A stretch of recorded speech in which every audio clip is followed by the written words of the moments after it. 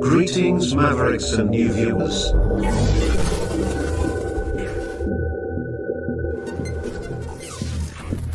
Tonight, direct and live from the Maverick News Network World Studios. This is Maverick News with Rick Walker.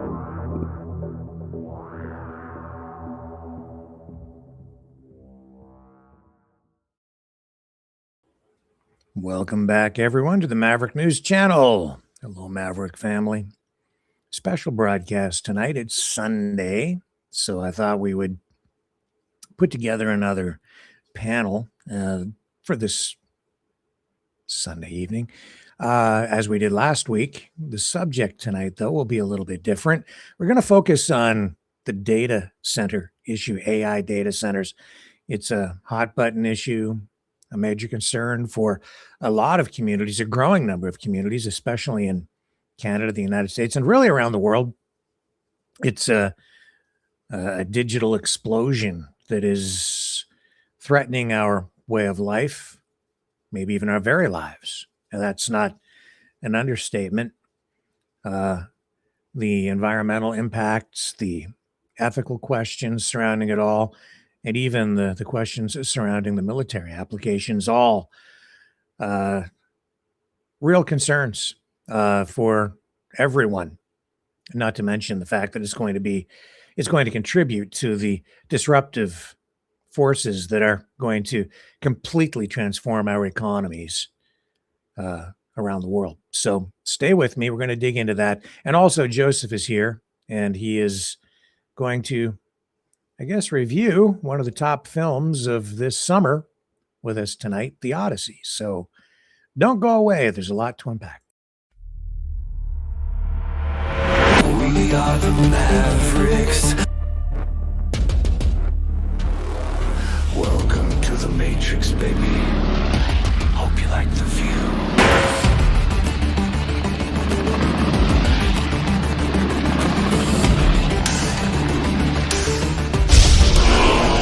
We are the Mavericks.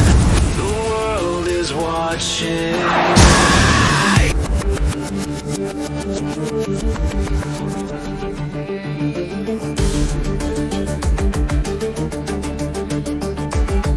We are the Mavericks.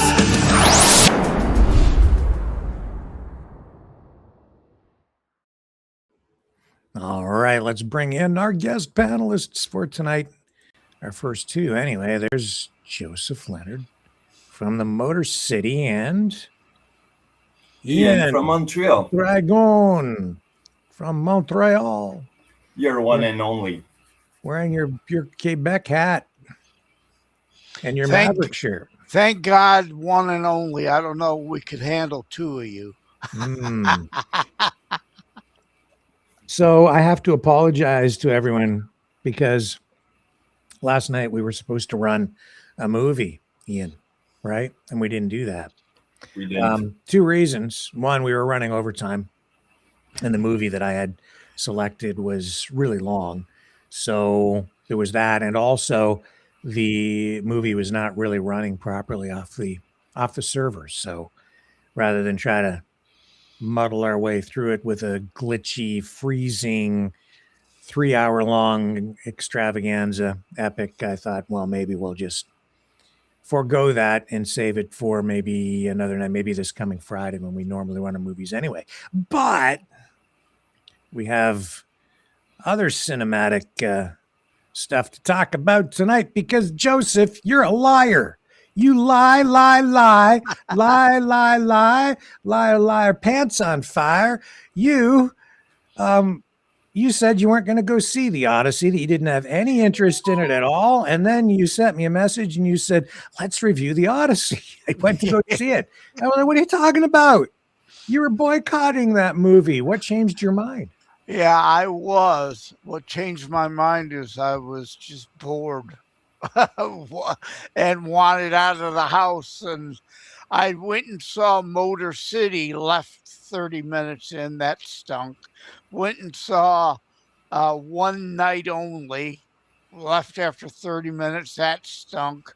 So I was expecting I'd go see the Odyssey and the pattern would repeat, that I'd get annoyed by the film and leave early. But no, I sat through the whole 3+ hours.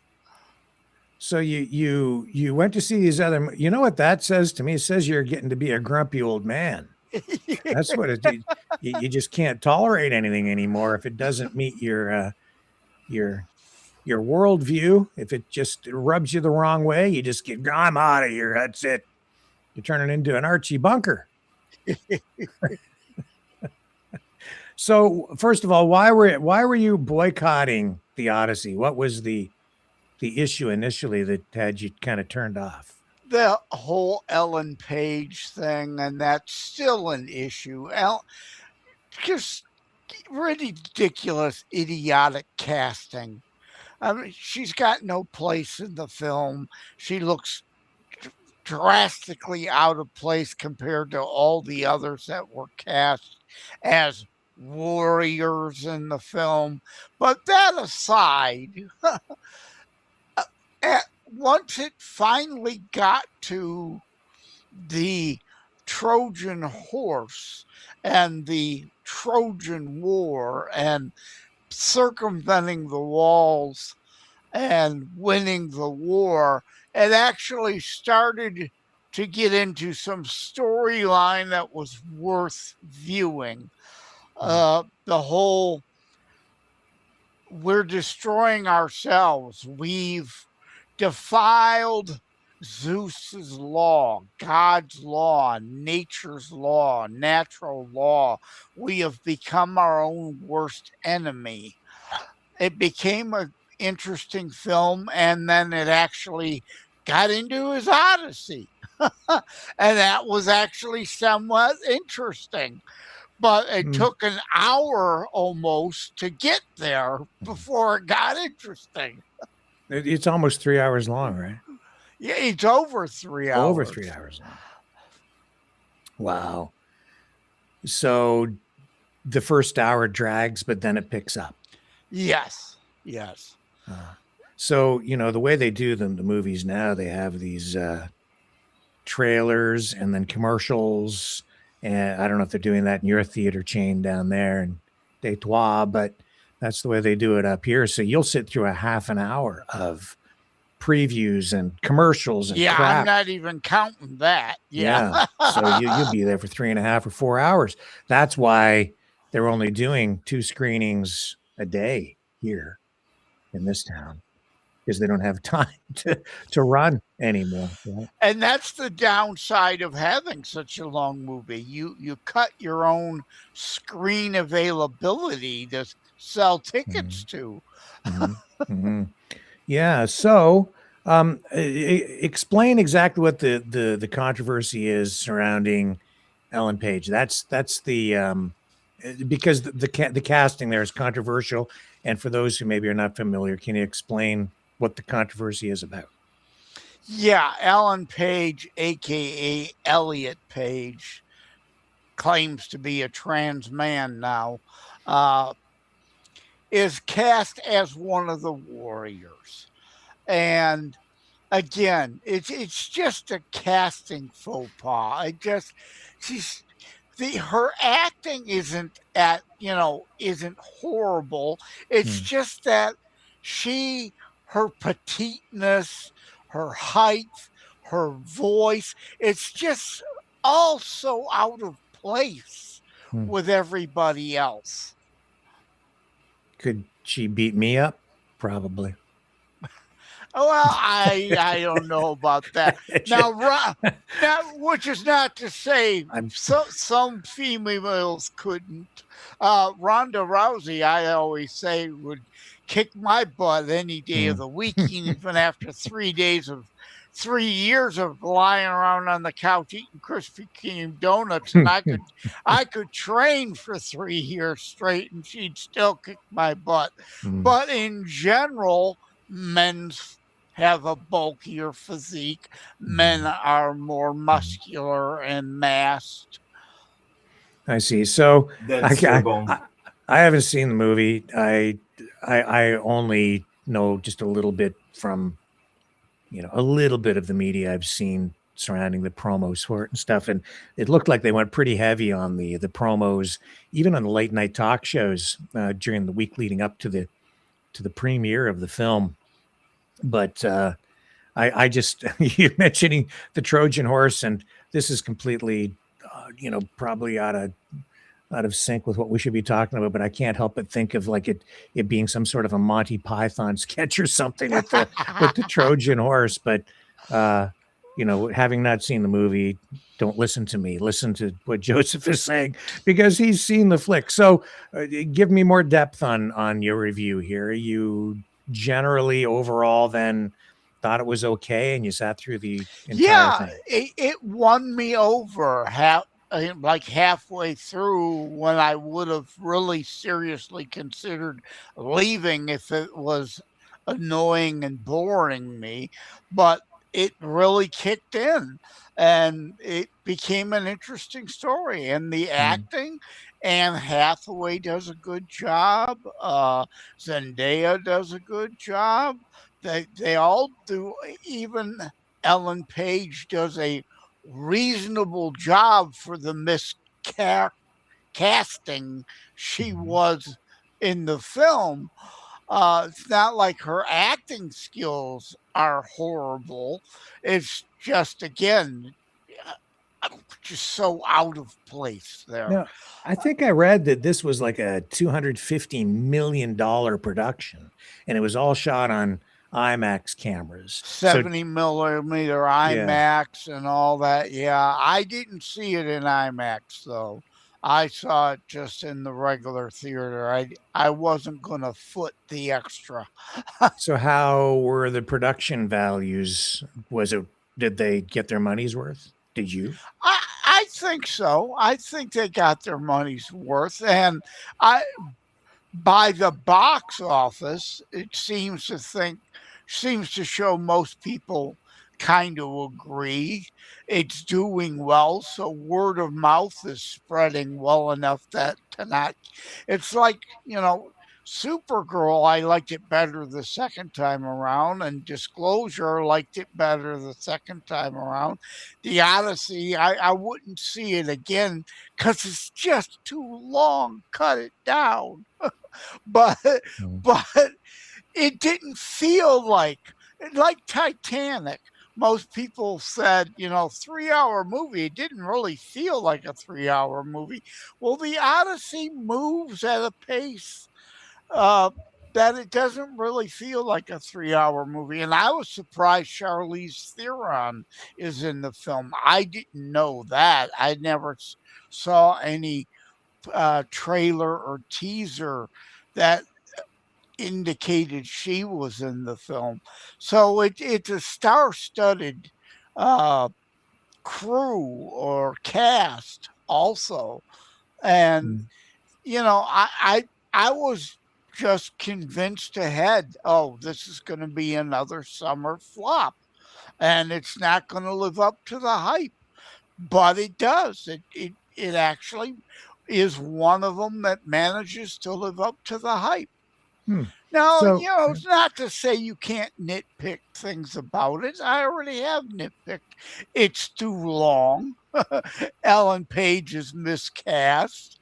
They could have cut it up some. But ultimately, it starts off slow. And full disclosure, I never read the book. So that was my next question. I'm not sure because I haven't even read reviews about it. I've only seen sort of some promotional stuff, but does it, so you don't know then really if it stays true to the story, if they've taken a lot of liberties here? From what I understand, they did take quite a few liberties with parts of the movie. But overall, I think because the original book was redone, and actually my understanding is the Ellen Page character wasn't actually in the original Homer Odyssey. It was an add-on when someone retold the tale. I don't know because I've not read the books. Well, you've seen the movie now, so you're more of an expert than I am. Right. So thumbs up, thumbs down. People should go, shouldn't go. Wait for it to come out on, pay-per-view, or just see it free somehow, or what? Well, yeah. I mean, if you've been waiting for a summer blockbuster to actually live up to the hype, and I don't want to overhype it too much myself, because then I'll become part of the problem, that people might become disappointed if they go in with too high expectations. So I want to temper your expectation, but this was a blockbuster. I mean, they spent a lot, and you can tell, and it is really, truly a summer blockbuster. Hey, Ian, Sure. in Quebec, because I've only been to Quebec, a handful of times, and I've never been to a movie in Quebec, right? Long time I've been. So, do they, in the theaters, run versions of the films with French subtitles or overdubbed French language, or do they just generally run the English language stuff and people just go to that? Actually, they overdubbed in French. If I do remember well, it was in 2015 where it started to change, where we started to have Quebecers doublers. So basically, American movies started to have more of a Quebecers kind of expression, kind of slang going on in the movies. So that's basically what it goes, and it goes with one of the Canadian laws that the federal wanted to push Canadian culture, basically. Right. So the theaters are then mandated. They have to provide some French language option for moviegoers. Yep. And Well, you have both, actually. You have the English version and you have the French version. Yeah. Yeah. And I don't think the studios mind as much, because that will play well in France also. So Yeah, well, French people from Europe will have the French version. We are going to have the Quebec version, sort of thing. Yeah. The French is a little different between France and the way they speak in very it's different. like American English. Like in the promo for this show, you did the Frenchless version of center, CENTRE rather than CENTER. So that's like Spanglish here in the U.S. Look, little thing, when I write my notes, sometimes I will write data center in French instead of in English. Yeah, and Ian, I think that you switched your microphone again. Yeah, Did I? Yeah, it sounds hollow compared to the way it was before. Maybe you just need to lean in a little closer. I don't know. Hold on, I'm gonna see where we are at. Here. I'm pretty sure you're not on the microphone that's on your headset. But in any event, okay, so the Odyssey is now we're getting looped. I think I'm back. Yeah. Okay, so go ahead, try your audio now. Yeah, is it better? It's the same. Just make sure you lean in close to your phone or whatever your webcam or whatever, and it'll pick up your audio a little bit cleaner. So the Odyssey, $250 million epic. That's $250 million. I mean, that's just chump change. It's no big deal. Nowadays, it seems. Were like so 250 million, and then did they just use a lot of CGI, or did they do a lot of like fancy camera work to show off the abilities of these IMAX cameras? What are the effects like? Again, it's hard to say because I didn't see it in IMAX. Well, still. So I would imagine indeed an even bigger spectacle on that.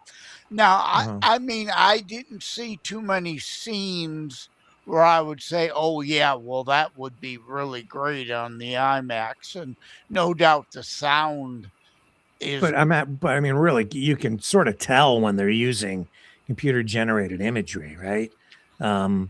Versus stuff shot optically. Yeah, they weren't camera all human extras. There was definitely some CGI going on in there to help cut corners of costs to keep it to 250 million.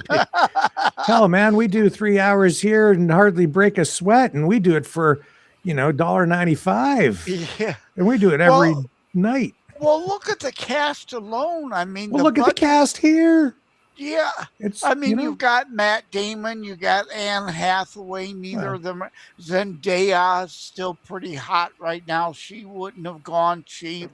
Charlize Theron, maybe she's kind of past her time, so she might not have cost as much.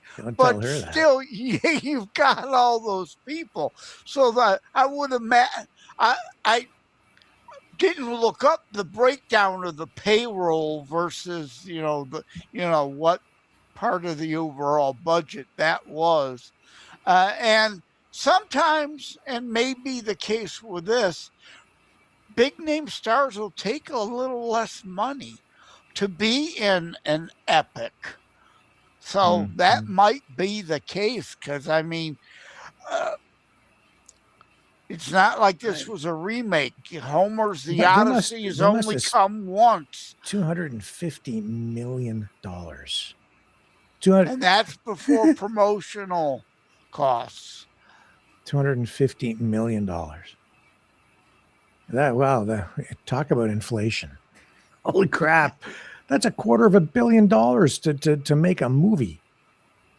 It just seems like an insane amount of money. And, but on the other hand, I watch so much stuff today that is produced, a lot of it with AI or CGI, and because you can now produce really good looking movies for, really pocket change, like literally. And, but a lot of the movies are crap because they produce stuff that sort of looks passable. It's good, using computer generated imagery and AI, but the scripts sometimes are just atrocious. There's so many bad movies out there. Like that Tilly Norwood, the all AI actress, she's going to have her first full-length film. I'm not sure exactly when. I'm looking forward to seeing it because we did Looker as a review, and how that related to Simone or Sim 1 with Al Pacino. Well, those days are here now. Tilly Norwood, and soon I suspect there'll be a brother or a. Did you see Robot Girl standing behind Donald Trump this week? No, I didn't. You didn't see Robot Girl? No, I don't know. The girl holding her tummy and going like this in the news conference. You didn't see that one? And then they made all these memes about it. She was scanning the place. It was pretty funny, and the memes were actually hilarious. But anyway, yeah, Robot. Everybody thinks she's an android. So anyway, bad news for her. But I think she's a real human. I don't think she's a robot. But speaking of robots, Elon Musk, he said that he's going to make a version of the Odyssey that will be truer to the script, didn't he? Are you familiar with that? I have not. And he's going to do it all with Grok. I had not heard that. That would be interesting. Yeah, I'm sure. If he does it, I'll try to see it so I can compare the two. Yeah, well, here, let me just, I'll just look it up. Let's ask Grok. Let's ask Grok. Okay. Here we go. Because Grok is going to make the movie. So we might as well ask Grok. Yeah, Grok Imagine 2.0 just was.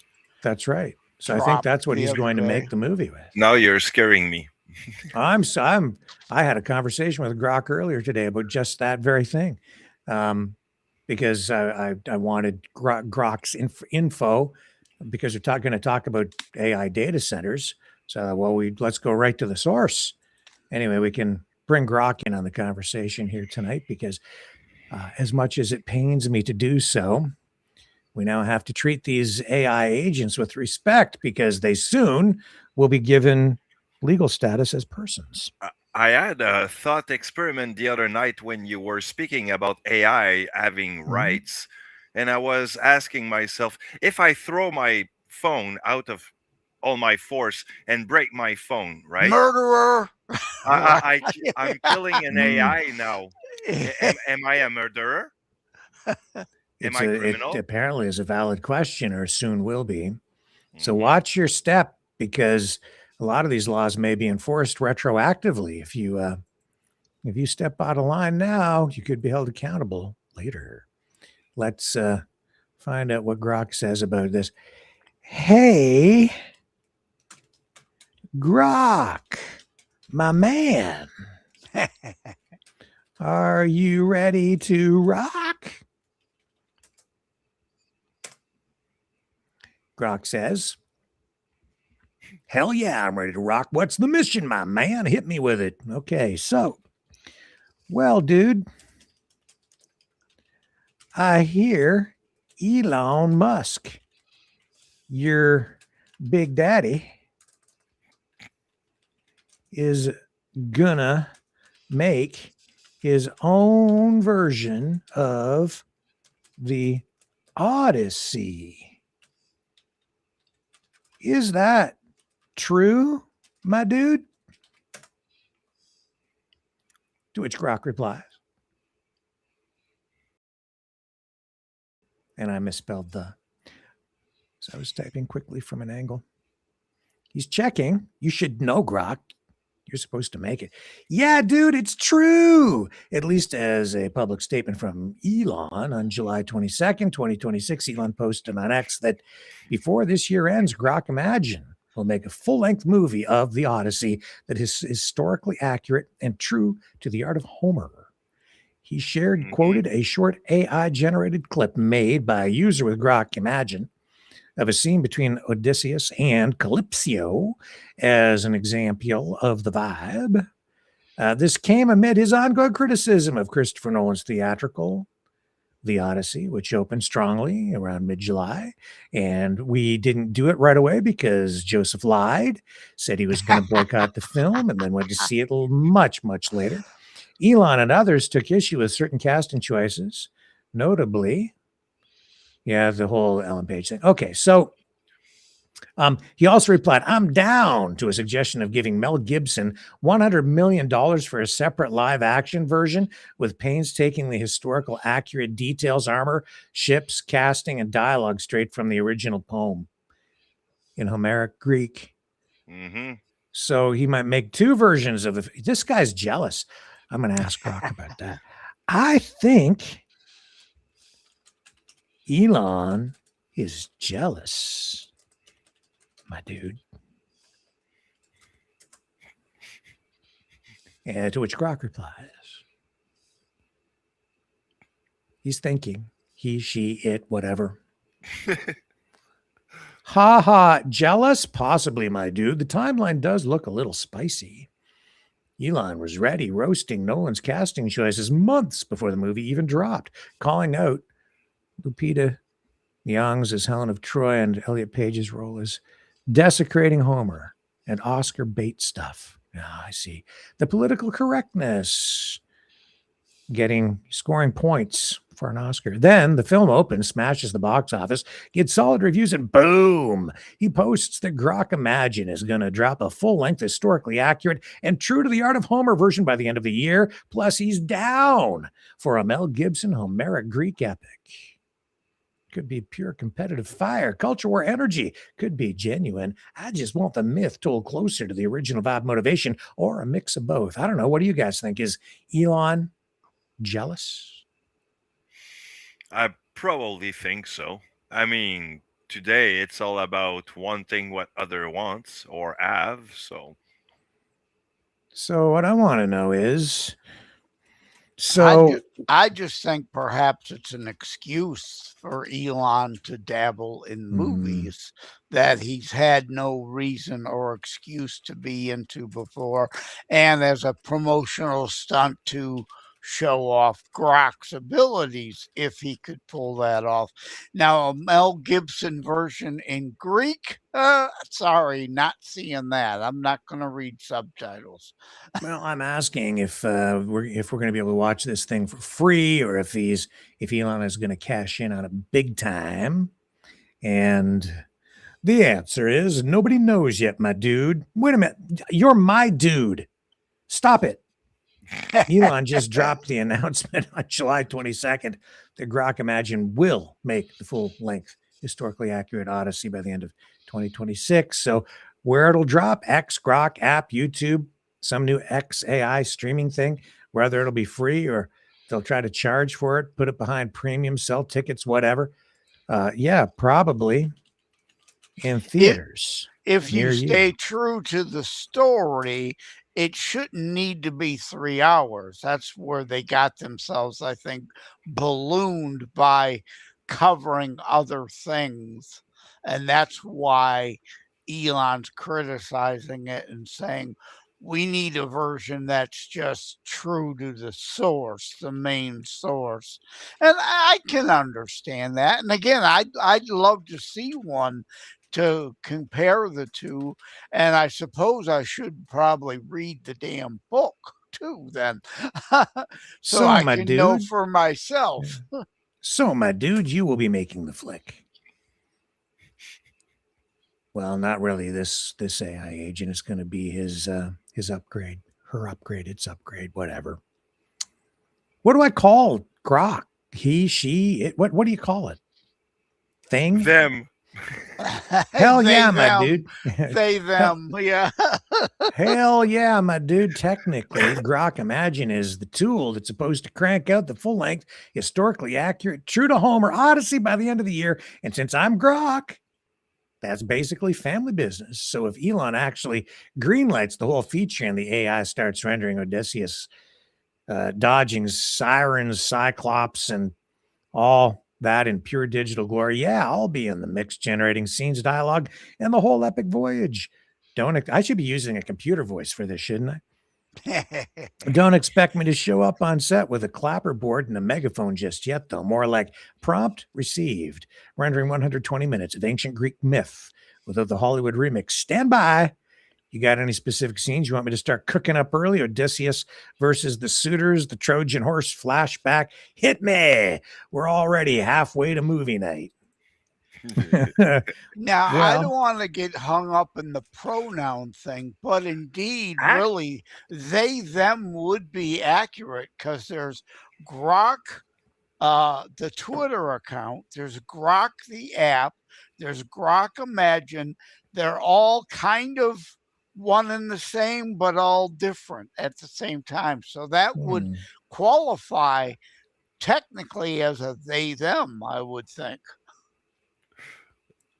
I don't know, and I don't know how if I mean, we've seen in Argentina. You ask Grok.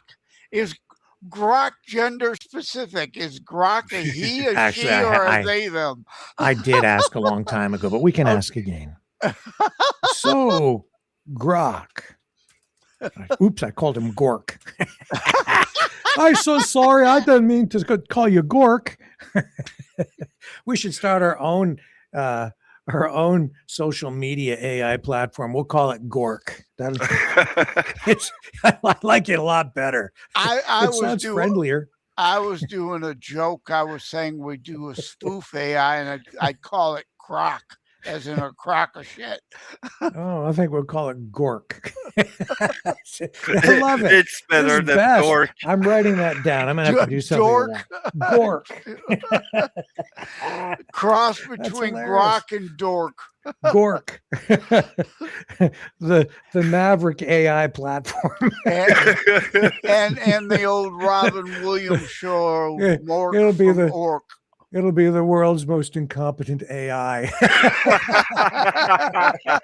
It'll be like, ask it any question, gets and everything it'll wrong give all you the time.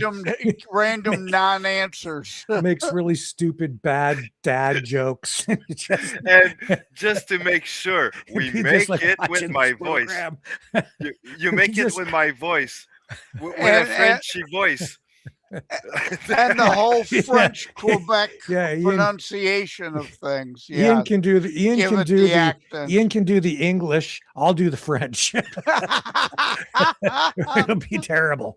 Well, at Everyone least will people like could it. understand your English, then nobody's gonna understand my French. I'll be making everything up, man. It's just such a anyway. My French is awful. It's just a mess. I don't speak French. I can't barely understand any of it. All you French people up there in Quebec, you're all a mystery to me. But I love you. Don't separate. Don't go away. Anyway, what was I asking here again? I can't remember. He, Is she, drug they, she? he, she, Oh, they, them. oh yeah. Sorry. Are you a he or a she or what? We got sidebarred there.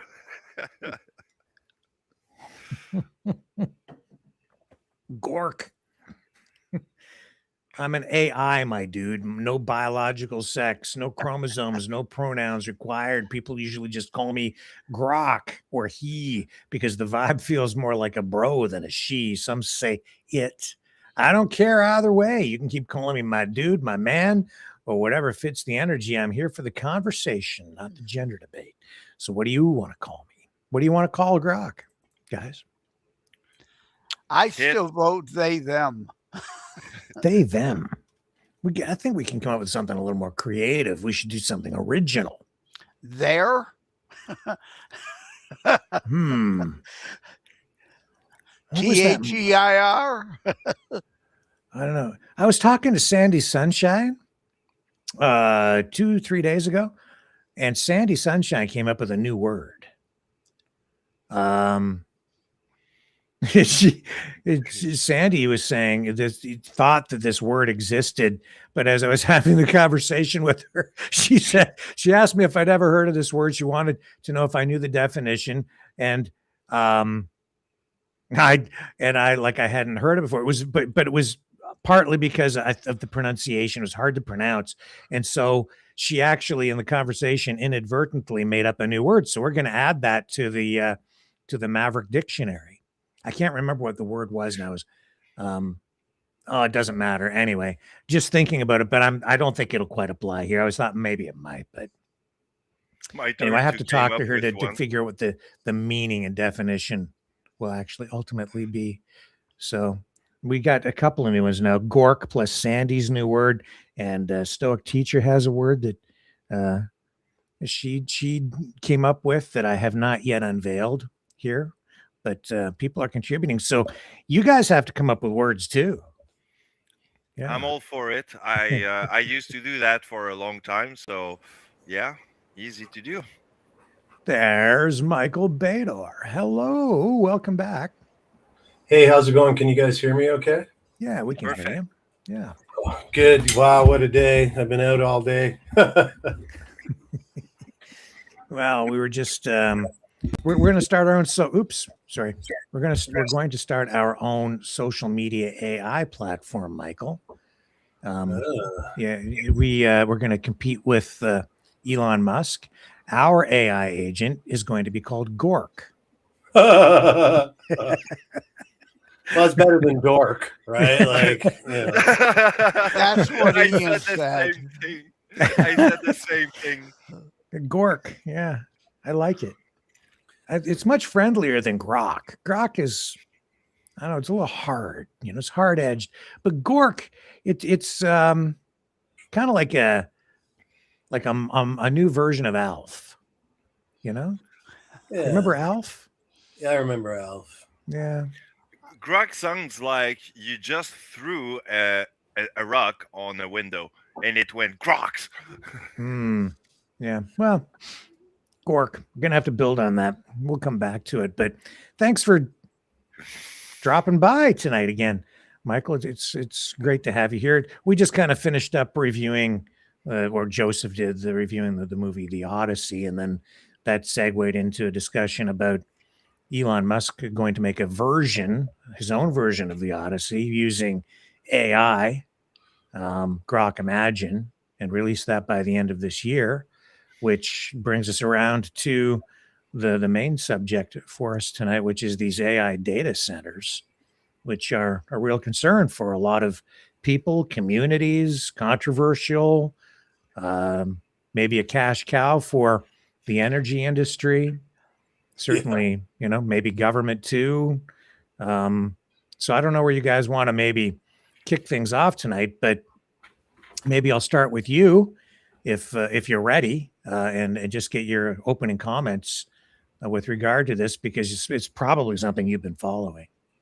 Well, I haven't followed it in as much depth as I probably would like to, and kind of do on a lot of other issues. But what I understand is that I'm very, very American kind of in my thinking when it comes to freedom, John Locke. And I think that the Fourth Amendment in the United States should apply to us as well. Like, you can't bypass, medical privacy. You can't bypass all these God-given rights to privacy. And to me, that's one of the biggest issues for me. And I mean, that's a big enough issue for me. But then you go and add on to it all the health issues that have been being reported. There was a clip I saw of a gentleman, a farmer, saying that the fertility rates of their animals dropped off the map. Their water supplies are crap. And a lot of people are getting sick and having miscarriages. So I don't want to be a guinea pig for this. I don't even want it because of my want for privacy. I warned against this stuff with Google and stuff like that, but then, nobody listens. I warned in the 90s about Walmarts and big boxes and killing small towns and mom and pop. Nobody listens. Oh, it's progress. It's progress. I'm sick of progress. I would like to degress and decouple and decentralize everything. I don't want data centers for several reasons, but the biggest one is privacy. We don't need this. I didn't vote for it. Did you vote for it? I want my tax dollars. I don't want all my electricity and my water going towards it. I don't want to have health issues because of it. I don't want smart meters. I'm involved with some groups here in Burlington and Halton trying to get rid of the stupid smart meters. I don't want a smart meter in there. Like, it's dangerous technology, in my opinion. And so that's how I would open it. And those are my personal feelings of why I am against data centers. Mm-hmm. Well, what about you, Ian? Then we'll go over to Joseph. Well, about the data center, they are not only dangerous for our environment, but also for our culture and sanity in a way, because it's not only for the surveillance that they are doing, but also because, well, it's attract a lot of things. I mean, it's only a cash cow actually for the big bros or the tech bros. So that's what it is. It's just a cash cow to me. Well, Joseph, you Americanistanians, or whatever you are down there these days, you guys have, I think there are, so many planned and under construction already across the United States. It blew my mind a few weeks ago when I realized how this whole thing had exploded down there. You guys have about over 1,500 at least that are either planned or being constructed across the United States right now. I can show you a map if you guys are not aware of that, but did you know that it was on that scale, and what are your thoughts? Yeah, well, as a former IT guy, I've been around data centers my whole life. It's like as Michael said, smart meters. How well did all that whining, moaning, complaining, and protesting do in stopping those? It didn't. 5G, which is not to say some people have health issues with them. There are more susceptible to EMF radiation. So that is true. But the conspiracy that it's going to kill all humanity is just ridiculous nonsense.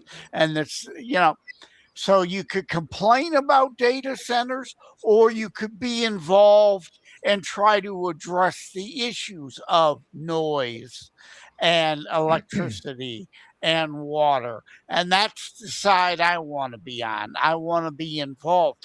There's a difference between a data center. Again, they've existed for years, for decades, they're all over, and these super or mega data centers. That's the new complaint. And I agree with, okay, so regulate, demand they be refrigerant air cooled systems rather than using up water. Okay, that can be addressed. The electricity, these are big, huge centers. Make them put drum barrel wind generation and solar panels on their roof, so they're forced to come up with and produce as much of the own electricity they need before you allow them to build. So I agree, we need to maybe slow things down and talk about it a bit more, but they're not going to be stopped. There's no stopping them. And if you stop it in your town, you get no benefit, but it's in the next town over. So you get the negative, but they get the positive. So, you're going to chop off your nose to spite your face, go right ahead. I don't know who's ultimately getting the positive and the negative, these things, these mega data centers. I mean, they're when they put them up, they permanently destroy farmland if they're built on farmland. They yes, so there are a lot of potential drawbacks. So maybe the people that get it are the ones who ultimately end up losing. It can also affect property values. You only end up with maybe 150 actual workers in these mega data centers at the end of it. You get a lot of jobs initially for construction and so on, but just to run them, not really that many jobs in the end. It's mostly security to secure the building. There aren't and a few janitors. There aren't that many workers long term. I agree. That's one of the lies they sell about it. And generally, what we're finding is that in most communities where these things are going up, people are waking up one day to find that this stuff has already been sort of pre-approved, no community consultations. This seems to be a pattern that's happening across the United States and repeating even here in Canada. So in Alberta, that the public really not being involved in this. These communities are sort of like waking up and it's like, holy crap, where did this data center plan come from? They're already ready to break ground and we haven't even had, proper consultation or anything like that. In addition to that, these tech bros, they've gone to see Donald Trump and they have they've gone to him and they're really using their leverage with him to make sure that they're as not regulated. National security issue to China. There's that, but it's like, holy crap, it's like they don't want any regulation at all. And I'm for all regulation. Gas, no break, right? And Michael, I'm generally against government regulation, but sometimes it's required. Like for the farmland, I'm against all these ethanol subsidies. I want farmland to be used to grow things to feed people, not as a frankenfuel for our gas tanks. Yeah, well, we 'Cause have an ethanol plant right the- here in my town, so I'm very familiar with the whole the peak issue, oil thing, it was Mhm. a lie. It's not a fossil fuel. It is regenerative. Old wells can be reopened and Yeah. are somewhat replenished over time. It's a renewable. The whole fossil fuel peak oil thing has been proven to be a lie. So Yeah. there's no need for the Franken fuels. We have another guest Uh-oh. joining us, but I think she's yelling at her cat or something. I'm not sure, so we'll let that Ju- Just settle down. We'll quickly give her a for moment.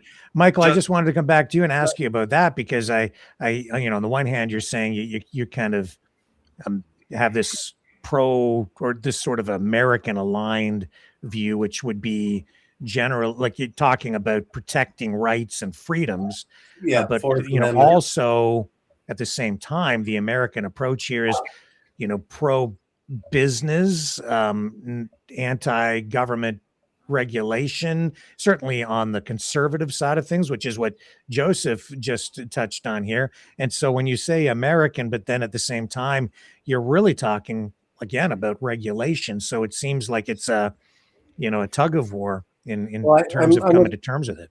I wanted to, just before I'll remember my point, but Ian, you had a point, and then we'll come back if that's okay.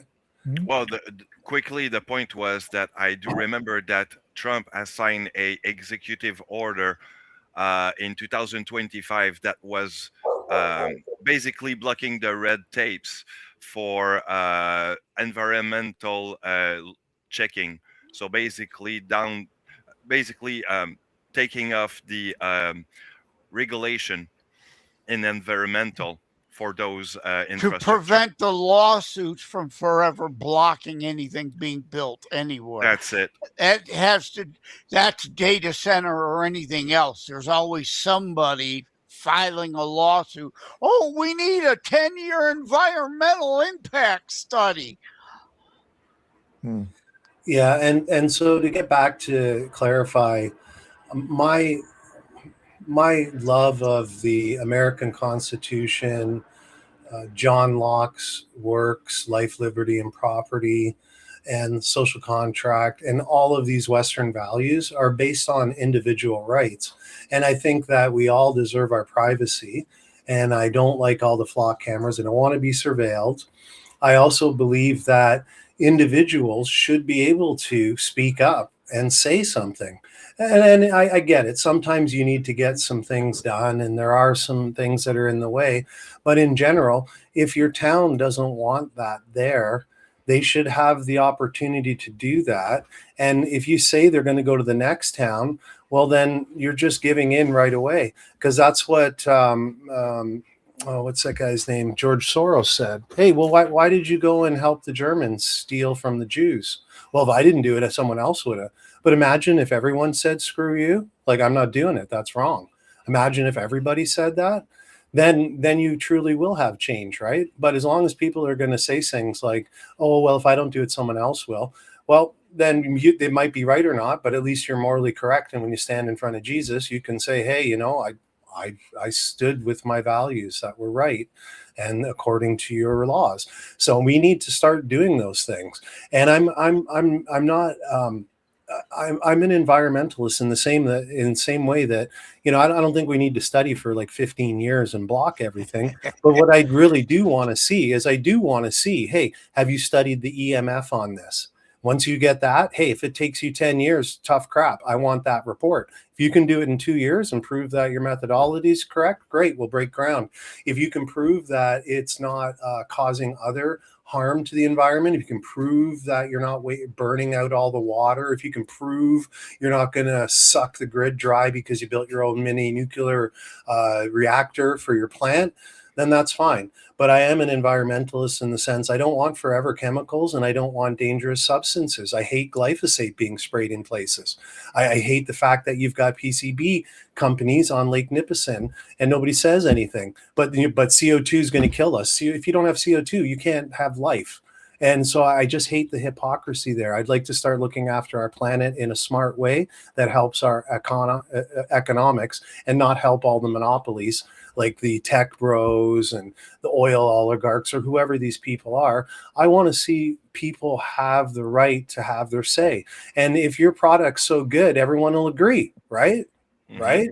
If it sucks, then it sucks and you shouldn't do it, right? So I don't know why we have to have all this extra regulation to say skip things that could end up being 10 years from now. Oh yeah, gee, sorry, we skipped that.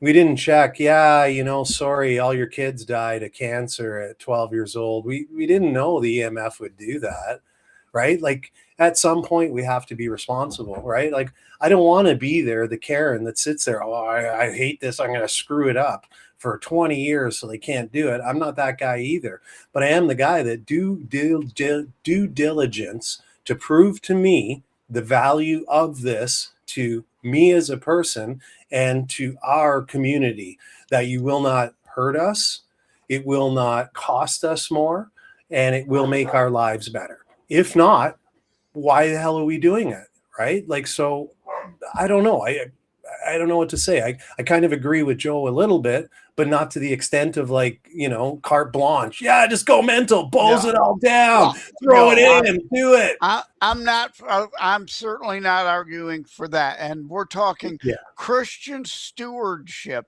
true conservationism, not envirotardism, planet worship idiocy.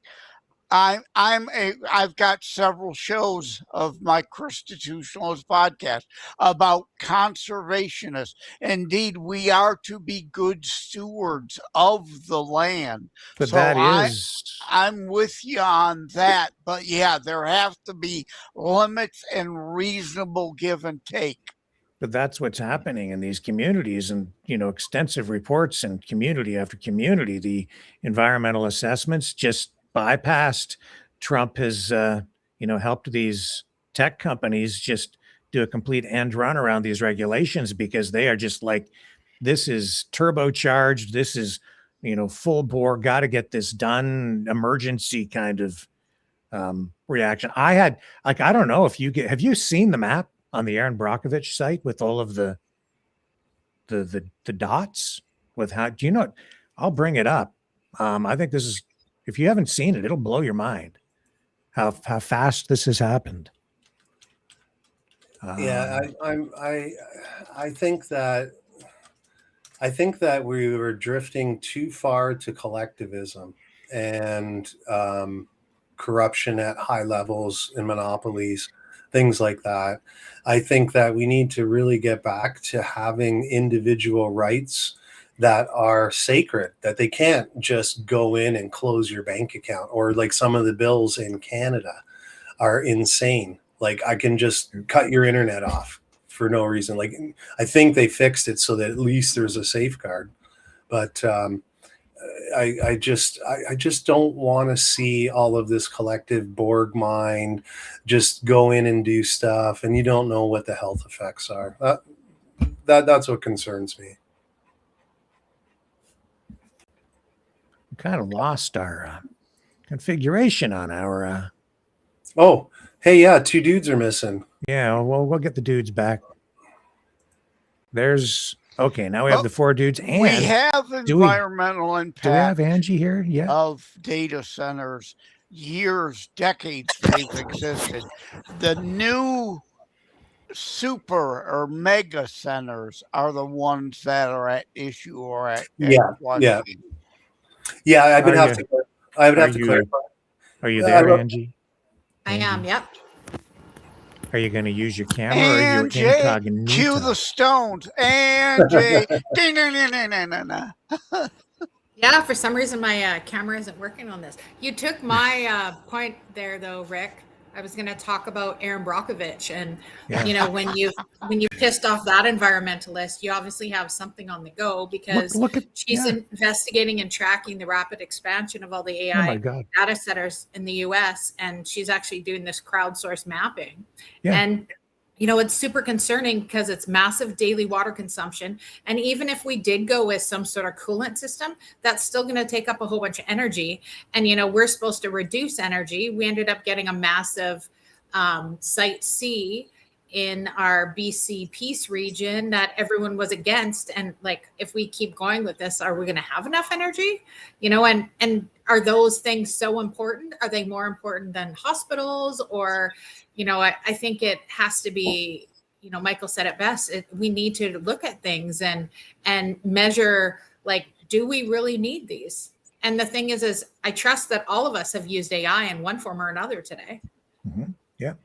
Yeah, we were just having a conversation with Grok. Yeah. Yeah, but I'm worried about AI and using it too much. You guys, I don't know, you guys all had those flip phones and the regular dial phone in the kitchen, right? And you knew everybody's phone number, everybody's now. How many phone numbers do you know? Yeah, right? Exactly. Literally my dad's. That's it. I know my dad's. That's it. I do worry about the further dumbing down, because indeed, at the younger generation becomes more dependent and reliant on, just let AI do it. Let AI do their thinking for them. That is a problem too. Mm-hmm.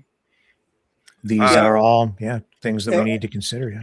And with regards to the data centers, yeah, he's totally correct. I'm a programmer as well, and I've worked at a couple of the data centers for TD, and they're usually like some white building that nobody notices. They're no bigger than a small plaza, right? Like they're probably like a 3-4 story office building and a normal size parking lot. What we're talking here is complete neighborhoods, like total hundreds and hundreds of what is it, 50 square miles, things that big. Like, what's that going to do to our environment? Like, I just don't like taking chances on things that I can't see the ROI on. It's not like, oh my gosh, if we don't do this, half the people in Canada will die. Like, it's not. It's like, hey, I'm a tech bro. I can make millions of dollars. This is awesome. But what are the consequences to Angie, I, or Joe, or Ian, or yourself, Rick? What are the consequences, right? Elon is talking about the possibility of remote space data centers. It's cool in space. The cooling would be done up there, and it would be off planet, so the EMF would be less of an issue too. I would think that would be a massive increase in the cost to have to lift all that up into space or low Earth orbit to do that. But that might be something that helps alleviate some of the issues if Elon wants to do his data centers that way. I just don't like the idea of all the flock cameras and all these cameras and all this AI and the talk of the social credit system and things like that. I just feel like they're just building another piece. And then as soon as you get pissed off at it, they'll come up with stuff like, oh, well, we'll do our own water. Oh, well, we'll do our own. And meanwhile, you haven't addressed the privacy issue. You're not telling us you're circumventing the Fourth Amendment and privacy rights, medical privacy rights, everything. Like, I don't want people to see that I walked out the door, got my mail, came back. Oh, I went to this place. Oh, I talked to Rick. I'm being tracked enough as it is, and I don't want to do it. And so to me, I think the data center is a threat more to civil liberties and freedom than it is maybe even medically. Like, it might even be more dangerous that way. And if not, it's equal to the medical issues and harms that it can cause. Like, go put it in space. Yeah, okay, great. It costs more. Okay, deal with it. But it still doesn't stop the underlying fact that they're putting up cameras everywhere. And they need these data centers for those cameras. So they're not getting these data centers here just for fun, right? It's not just to make movies on AI. This is going to have a huge impact on humanity, right? We're going to see for the first time in our entire lives that each time in the Industrial Revolution, or as man produces or produces a new technology and it innovates life, and usually it makes it better, and in other ways it doesn't. But you'll notice that, okay, so now we don't need 100 horses going through the valley because we created steam engine, right? And then the steam engine became a tractor and various other ways. So now we've lost a few jobs, but they were able to go in other places.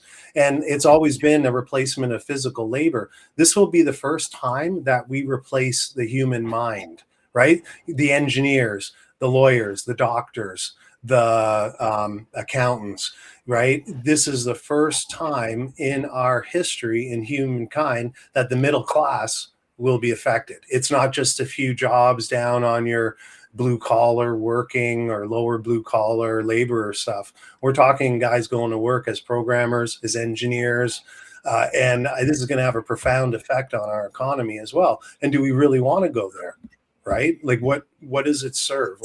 That I need everything faster, right? Is that it? Everything has to be fast and convenient, or can we just go back to actually communicating with each other and having humans do things, right? I don't know about you guys, but I'm so annoyed at those stupid press 1 if you're doing this, press 2 if you're doing that. I want to go talk to a human. And I just think that this is a further approach to Louisiana disenfranchise us from each other.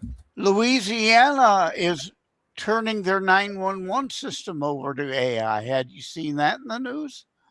I have not seen that in the news, but I am not trusting AI. I use it for things, and it's really good, especially grunt work, right? Like, hey, take all this information, and here's my template. Just, make it look pretty and do it, or researching, instead of you searching 20 Google things, you all of a sudden can have a summary with a few links, right? It has some uses to it that way, but I'm very scared that if we keep using it too much, like my analogy or metaphor to dialing, like we're just going to lose our jobs. We're going to lose our capability to think.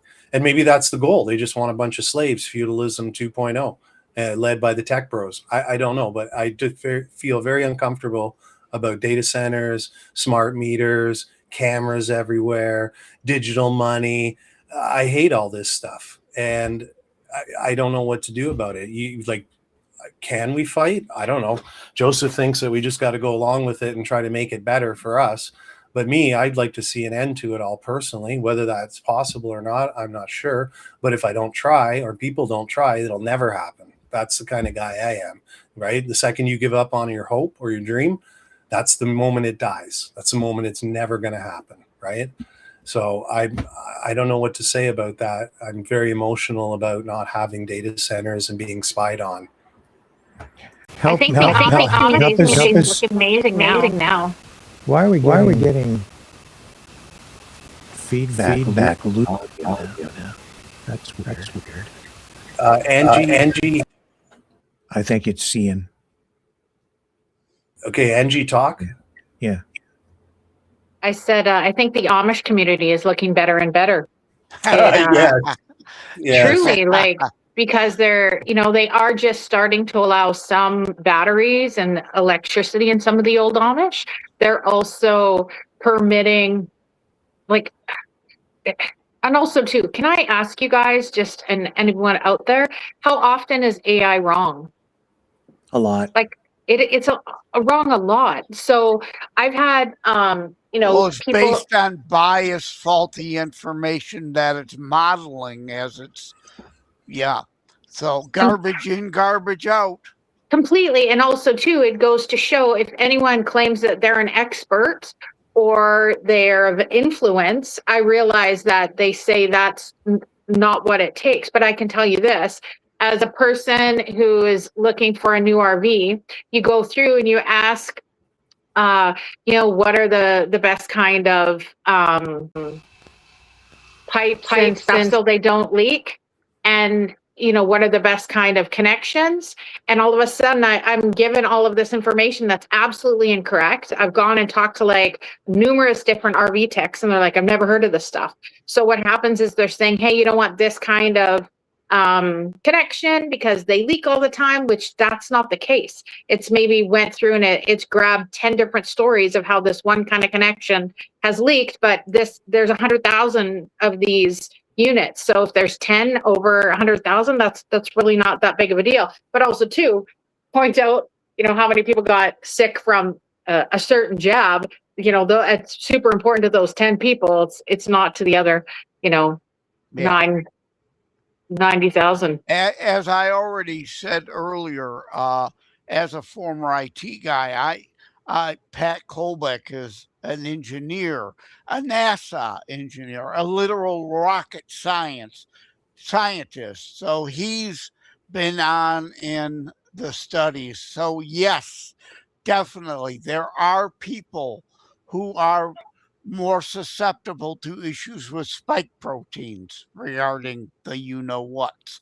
There are people who are more susceptible to issues with EMF regarding 5G or smart meters and may be affected by a mega data center in their area. But as you said, Angie, it's parts per million. It's what's the acceptable rate is what's going to be the argument, as you already made, Angie, in your plumbing example. Yeah, and we can go back to why we don't have pipelines through our BC North right now is because people didn't want challenges to their drinking water. So now we're going to put up AI data centers instead. Like, that doesn't make sense to me. So, and we're going to use our natural resource water. Like, no offense, but how renewable is that resource when this year specifically, we don't have enough of it in the Okanagan? We're on level 2, sometimes 3 drought stage in the Okanagan, whereas one province over Alberta has a ton of water. So it all just depends. And, it's like anything. Our laws and our bylaws are never caught up to whatever technology is happening, whether that was seatbelts, whether that's, paved roads, or whether that's, we've seen a lot in the porn industry where all of a sudden now, they're trying to say, hey, we're doing our very best. Well, you should have did your very best 10 years ago when you started these things. So, and I just think that, it still goes back to the parents. I 100% agree. And it goes back to us as responsible individuals. But the challenge is some of us are not responsible. Some of us don't give a flying flip about our neighbor or our community. And quite frankly, some of us don't have community. Some of us are elitists that, run these big companies and all they're doing is trying to get money for them and their shareholders. So, some of our telecommunication companies are perfect examples. Canada pays some of the highest telecommunications around in the world. And we've had other people try to come in and change this, and it's never worked. And ours is regulated, right? So there's so many different avenues to look at this. And while I want freedom, I also want it all to be fair and competitive. And I'd love to say we have competitive telecommunications, but that's just not the case. Regarding the water thing, as an IT guy, what brainiac thought it a good idea? And I no doubt think it's got to be an economics issue. They found a way to do it cheaper, water cooling in some way. What moron thinks it's a good idea to have a bunch of water around electronic equipment? Pipes leak, pipes burst, and your multi-million-dollar data center, part of it, if it gets flooded, then you've got millions or billions of dollars of equipment that have been turned to mush. I don't get this whole concept of, let's use water in these massive data centers. It's a moronic concept on its face to get water around electronics. So, and then there's another thing to think about. It's called a radiator. Should they I don't understand the concern. It's a radiator. Should they put these in the ground though? Not cooling. Sorry, what?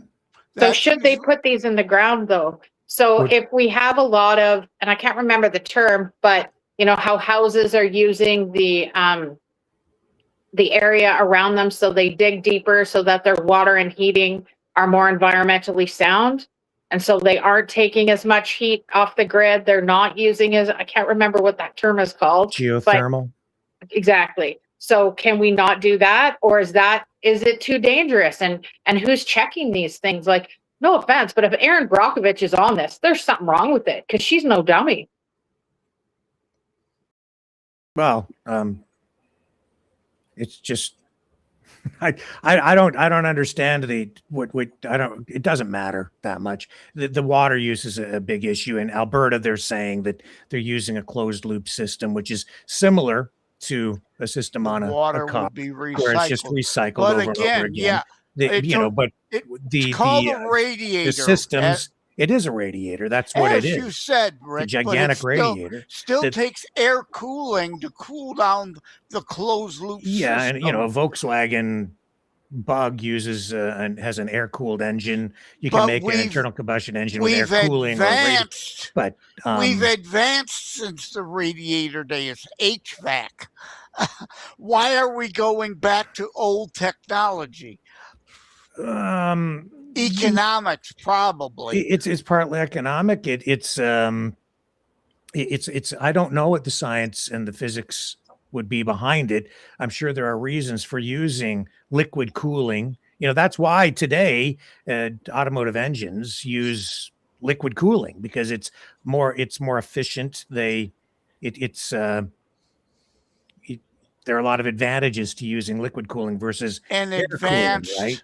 Advanced coolant. So, but not don't use just and water. You're talking, even though in Alberta they're talking about this, saying, oh, it only uses as much water as a golf course annually. The other issue is if you have a closed loop system in Alberta where it's very cold, I'm quite certain that they're probably mixing ethylene glycol with the water at some ratio, and probably some other chemicals in there as well to properly lubricate the pumps that are running the coolant through the system and all of that. So that becomes, very contaminated. But so too do we do that with our cars and our jets and our all kinds of other machinery. And that stuff has to be reclaimed, and then it's supposed to be properly disposed of and or recycled so that you remove the chemicals from the water ultimately. But I know that a lot of that still ends up in the environment. It gets spilled out and it gets into the water supply,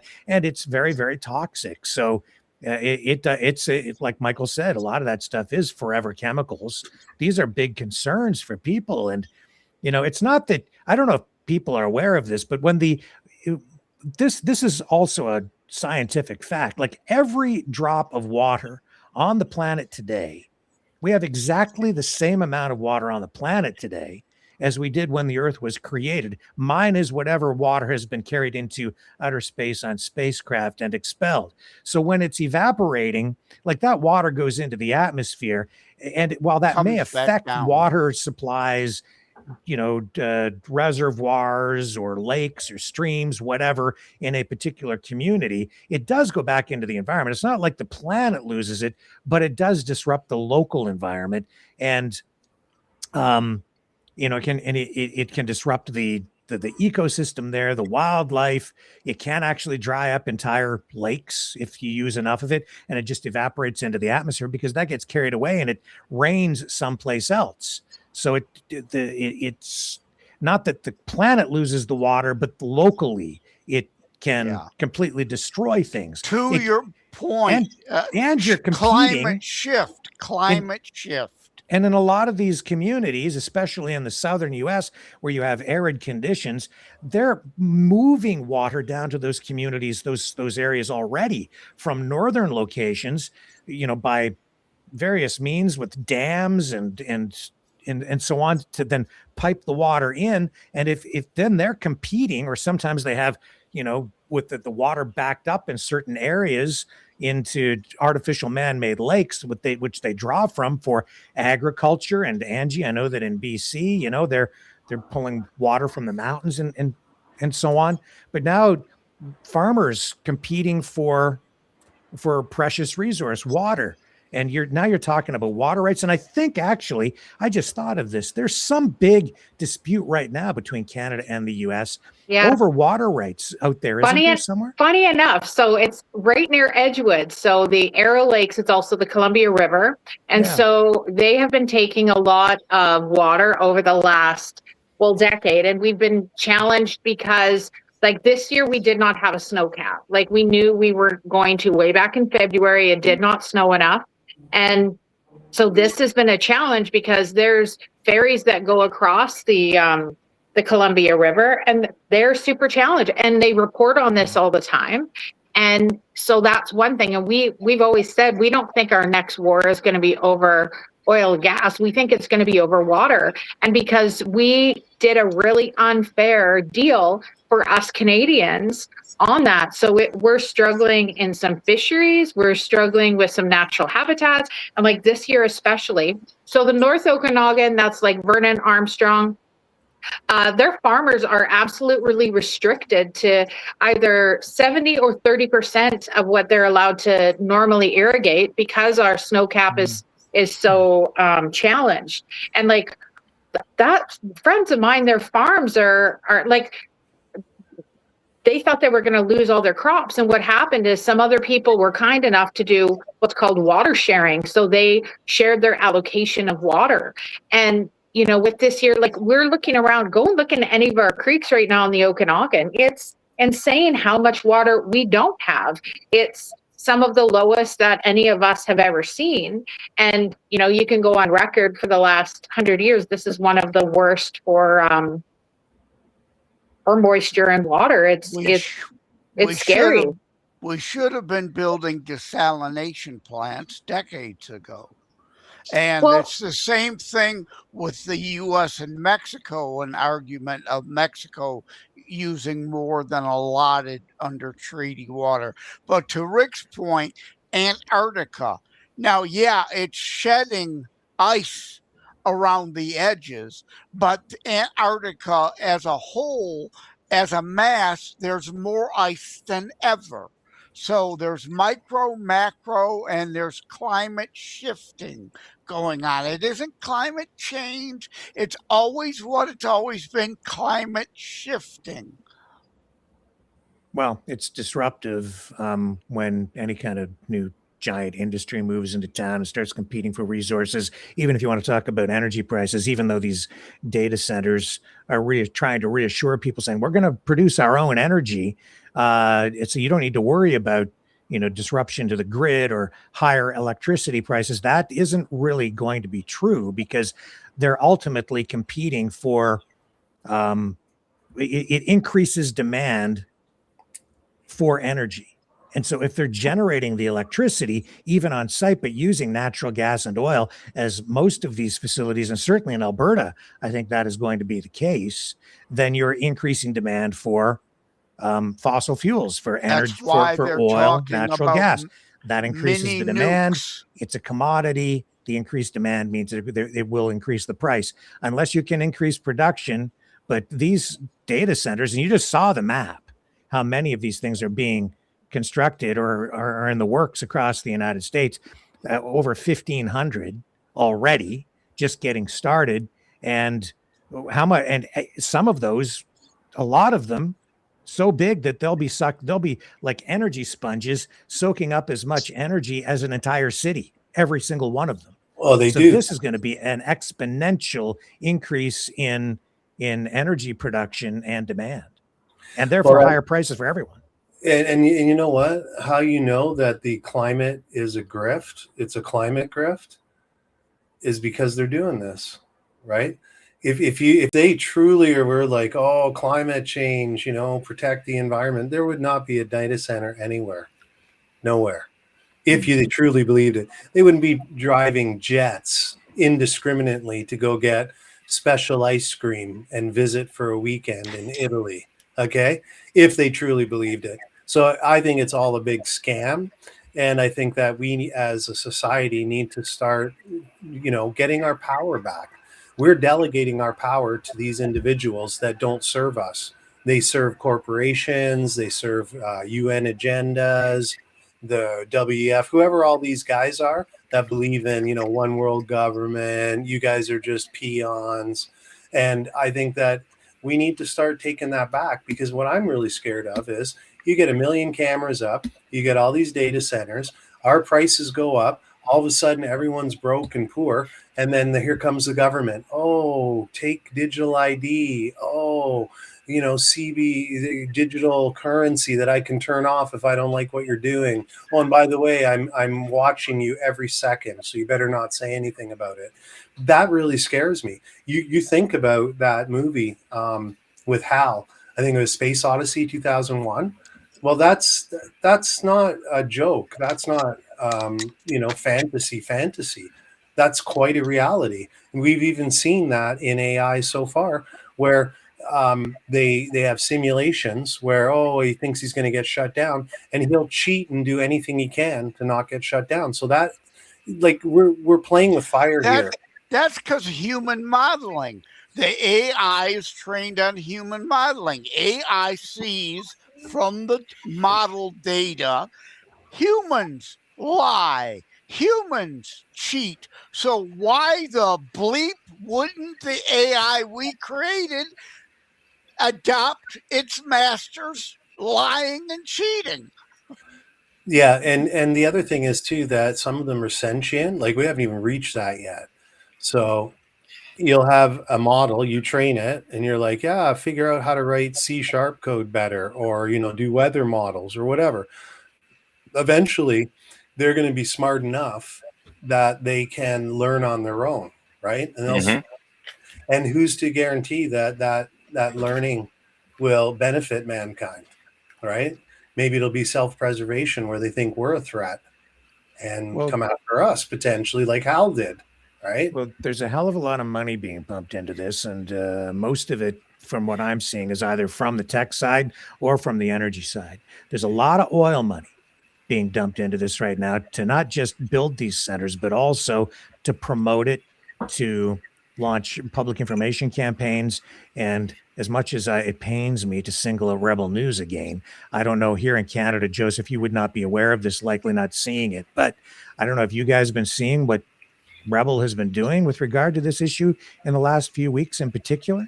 It doesn't feel like news coverage.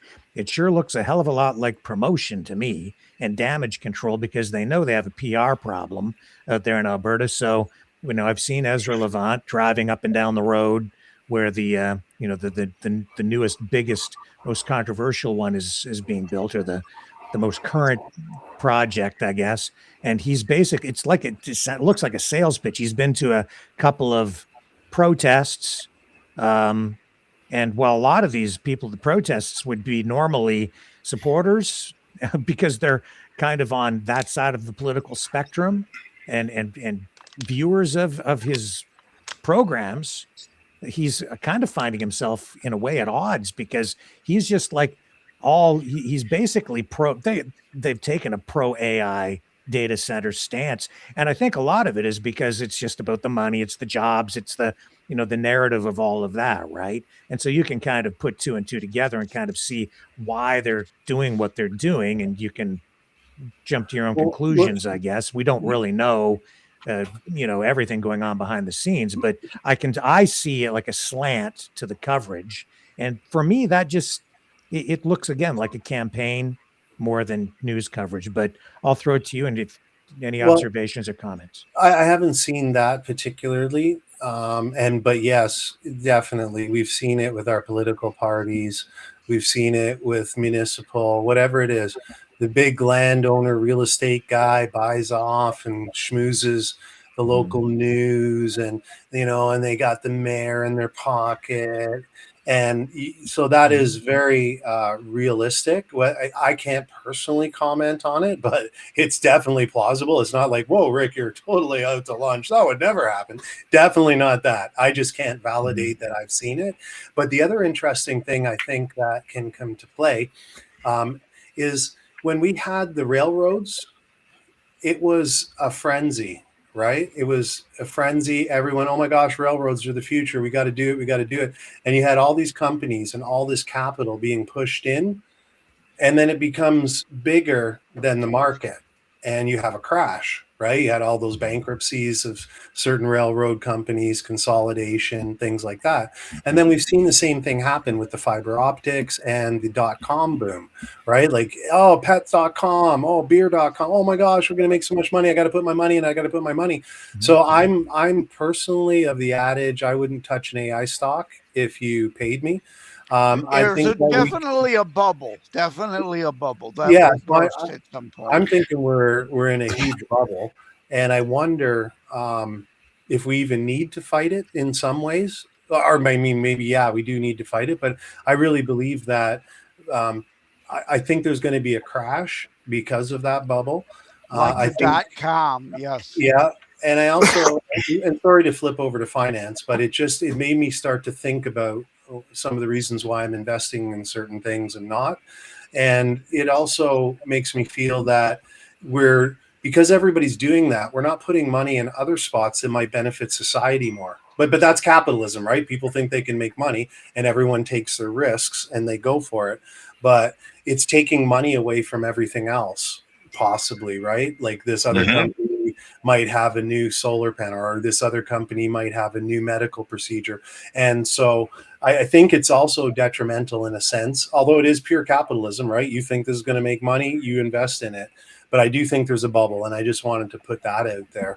That it's more than a bubble, Michael. It's a dangerous thing, because it's actually AI that is driving the economy right now. If you look at the economic data, like last month they lost, I think, 28,000 jobs on the U.S. side, and the growth is all on the AI and even the data center side. That's where the investment is. That's what's driving the stock market.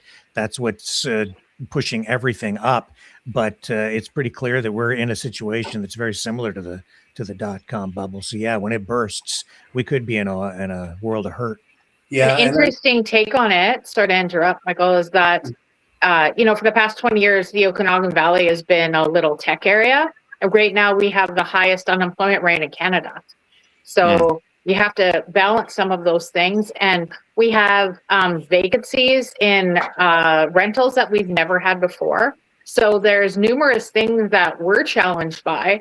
And so I think that community is super important in regards to business. And when you have tech companies or people that are outside of the community, they really don't invest in your local community. And so what happens, especially with our tax system that's went haywire, specifically in BC for small and medium-sized businesses, what happens is those fellas sell because they want to get out of the market. They can see that things are failing, and all of a sudden we just have corporations here instead of small mom and pop businesses or medium-sized businesses that have been around for 30 or 40 years.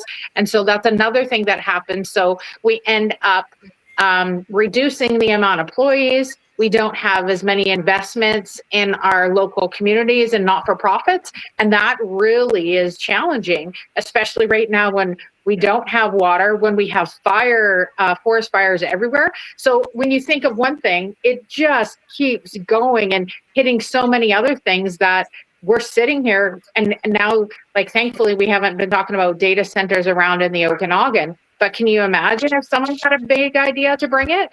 Like, it would be detrimental to us. Yeah, I think that there's another factor as well. And yes, I agree. Like, dude, you guys, you don't have the water, you don't have the facilities. You definitely would be hurt much more than some other communities. But I think with regards to the tech, I think what's been happening in the last 5 to, and maybe even longer, is offshoring all of our jobs. When was the last time you spoke to somebody that knew how to speak English, right? At a call center, right? I mean, we still have people, right? Usually if you go and ask for the French people, they can get better English than you do on the English one. But that's because what's happening is we're bringing in foreign workers and we're also shipping their jobs off. I remember in 2013 at Royal Bank, they got busted. They said, oh yeah, we can't do this anymore. We're not doing this anymore. This department's gone. And then you find out that they moved the department to India, right? And there was 1,400 jobs, right? And do you know what's super interesting to that? So recently, a couple of our top telecommunications company got caught for taking those voices using AI to make them sound more English speaking, number one. But number two, and this is something I would love someone to research. So if you go and look and see where we have taken our call center jobs, then go and look and see where our just the scams are coming from, the phone scams, the online scams. I guarantee you that those are happening in the same venues, because in places like Nigeria, sometimes the Philippines, especially India, they do not have copyright laws. They do not have the legal privacy laws there. So they work 6 days a week, number one. So there's all of these things now that have been shipped out of the country, and you're literally giving all my personal information to someone from another country that doesn't have the same privacy laws as me. Yeah, that's definitely a big issue. And I haven't really thought of it that way too, right? Because our data should stay private here. It should be decentralized instead of trying to make a digital ID that talks to everything. That's super dangerous, because it's like Lord of the Rings, the one ring to control all the rings. You should never have one ring that controls all the rings, right? But just a quick side note to that is that, have you guys tried to call any of our top communication companies? No word of a lie. I spent 14 hours trying to call 2 of them to switch my phone over early this spring, and they only work between 9 and 5 now. What are my hours at work? So then I finally get on my way home, leave a little bit early, call, and all of a sudden 6 o'clock comes around. I'm still on. So I've held for more than 2 hours before to go, our call center is now closed. So I need to literally park my butt at work, take a full hour off, and try to connect with someone. And then 2, if you're online with them, that's fine. But all of a sudden, if you have to do something, like, it has been an absolute gong show. So we went from 24-hour communication with our tech companies or with anyone. Now we're relying on AI. And I can tell you from my experience, AI is not always accurate. No, almost all of those jobs will soon be replaced by AI. And as it becomes better at doing those kinds of jobs, they're going to get rid of humans, because human labor is one of the largest costs to all business. Yeah, but here's the other thing. I like what I really like Ford, and the original Ford, not Gerald Ford. I didn't like him at all. But he basically realized that his market was people. And what he did is he paid everybody very well so that they could afford a car. And in doing so, he created this big market of people that can now have all this great freedom to be able to travel. And I don't understand how you're going to have all these robots, and who's paying, who's buying. Like, are we just going to be slaves, or how is it going to work? Like, how are you going to make money? Right? This AI guy talks to this other AI guy, and who's making the money? Who's going to buy the clothes? Who's going to buy the music? Who's going to buy the car? Who's going to buy the land? Who's going to buy anything? Right? So we're entering uncharted territory, and we're entering it at blazing speed. And that's my point about the data centers as well. Right? And AI. We don't have any ethics around it, Bill. We don't have any information to help us guide to make laws. Like, as libertarian as I am, I still believe you got to have laws like don't kill people and don't steal and private property rights and things like that. So I'm not an anarchist libertarian. I'm kind of a softer libertarian who wants individual rights. And I think that what really, really makes me sad is that the American Constitution is being compromised. Our own Canadian Charter, our own Western civilization, our Magna Carta rights, our God-given rights, and they're all being just usurped, right? Like through AI data centers, through all these things that they're trying to just consolidate everything into one thing. And I don't like that. I'd love to see a decentralized society that was more on the basis of your community. Because if we had our taxes back, we're paying more taxes than we are for food, shelter, and necessities. If we had that money back, do you not think that Joe might give a few extra bucks to the church that's feeding the hungry? You don't think that we'd be able to look after people better? I mean, we had no taxes, and we had roads, buildings, education.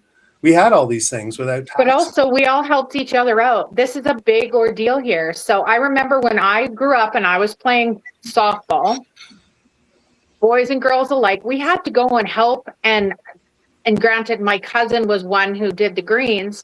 We sometimes had to go and help him put sand down. So now what we do is we pay to play. It doesn't matter if you're working, if it's recreation or whatever, and then you get mad when it's not in great shape. I think we have to go back to the days where you actually volunteer. You don't just give money to play ball. You don't just give money to play hockey. You don't just give money to play soccer. Give some time. Show the kids how to invest, how to be responsible community members. That's the whole Overton window moving to the left.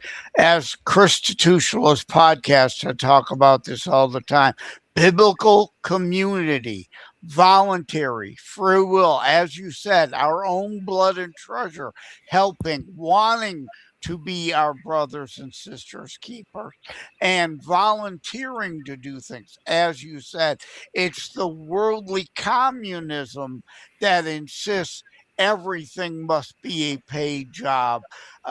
Government knows best and can control everything. And we all know anything government does, it does worse than the private sector or the charitable, even more important sector. I think we all can admit too, in regards to our forest fires, when we allow the contractors, the farmers, or the indigenous to get involved in attacking the forest fires and managing the forest, doing indigenous burns of the land, we're all better off, because what happens is, specifically in the BC interior, is when our logging contractors and locals attack a fire, it's over and done with. And then what happens is they'll say, hey, come on, we're here now, we're going to take over, and our contractors and locals say no. So I hear what you're saying. We can't rely on the government, and that's the one thing I'm big on, is we do need to rely on community. But another point to just quickly get to is that, Michael, you mentioned music. So our AI, everyone's heard that song about San Juan. It ended up being a top song all around, North America. It had a really good groove. And then all of a sudden, all my friends who've been musicians, who actually have worked hard at their craft for years, that I've paid money to go and see, or worked for some of them in some capacity, all of a sudden their talents are not there. And, we in Canada, I was brought up and worked in the radio broadcast industry for 25 years. We have to pay 35% CanCon to have, same as television, you have to have a certain percent of CanCon. Now that doesn't really matter. And so we've had all of these regulations, and you can debate if they're good or not, but I can tell you this, you wouldn't know Bryan Adams, you wouldn't know Shania Twain, or a number of Canadian artists, around the world, even in Canada, if we didn't have that. So that's another concern where you don't even think about this anymore, because I challenge you, when was the last time you listened to an actual radio? Well, I think we would know Bryan Adams and whatnot, but I'm a fan of Kim Mitchell. I don't think anyone would know Kim Mitchell without the CamCon protections. But you're right, streaming now kind of allows a backdoor around the CamCon content if you don't want it forced upon you. Well, that's what these some of these bills passed by the federal government in Canada have been designed to address. And then, of course, Canada, the Canadian government, under a lot of pressure from the Trump administration, they don't want any of those kind of regulations. They don't want anything in place that would it's being portrayed as censorship, right? And I think that's an issue that you're kind of focused on, Michael. Yeah, so I don't like censorship at all. I'm not responsible for your feelings, right?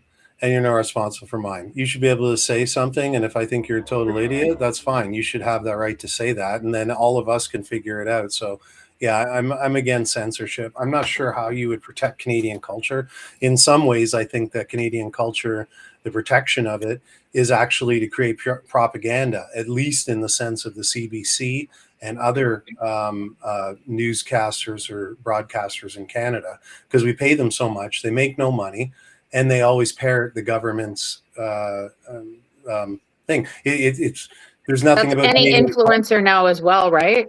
It's Mhm. literally any influencer, any person that gets paid by clicks, shares, and likes. That's including Rebel News. And that Mhm. includes people who are being paid by foreign governments too, that you may not be aware of, or none of us maybe know, because private bank accounts are private, and so if money's flowing in, you don't know. And there are ways to avoid detection of that as well. But the Canadian content rules have largely been in place too, like literally for Canadian culture. And Angie's point, I think, very important, because I think she's quite right that a lot of Canadian artists, musicians, would never have had any airplay, or never would have. Actors, Actors, shows, all TV shows. But something to really think about here too is specifically with Meta. How many times have you gone on a social media and you know bloody well it's a fake ad, or that like Oprah and Dr. Oz are not sponsoring that, right? And so why don't we hold those organizations accountable for making up this fake ad and this fake content, or the people that are scamming online now, taking advantage of all different ages of citizens, saying that whether it's a betting site, an investing site, a crypto site, or whatever, like that's the real challenge I have, is like, not only do I hold the countries accountable who we've shipped out our call centers to, but I also hold Meta and all the other agencies accountable for allowing us, like Canadian, American, and whatever else citizens are on there, being ripped off for tens of thousands, sometimes millions of dollars, when we have that. So, is that a business that should not be stopped? And is that know that they're censorship, or happening. is that controlling false advertising? And where is the line? What's the difference between that and some sort of false information, fake information, outright lies, even on a political level? If someone is lying maliciously, should that just be allowed? Or is that any different than having and we've seen this just in the last month, a woman losing, I think, $200,000 because she responded to a fake ad with Mark Carney.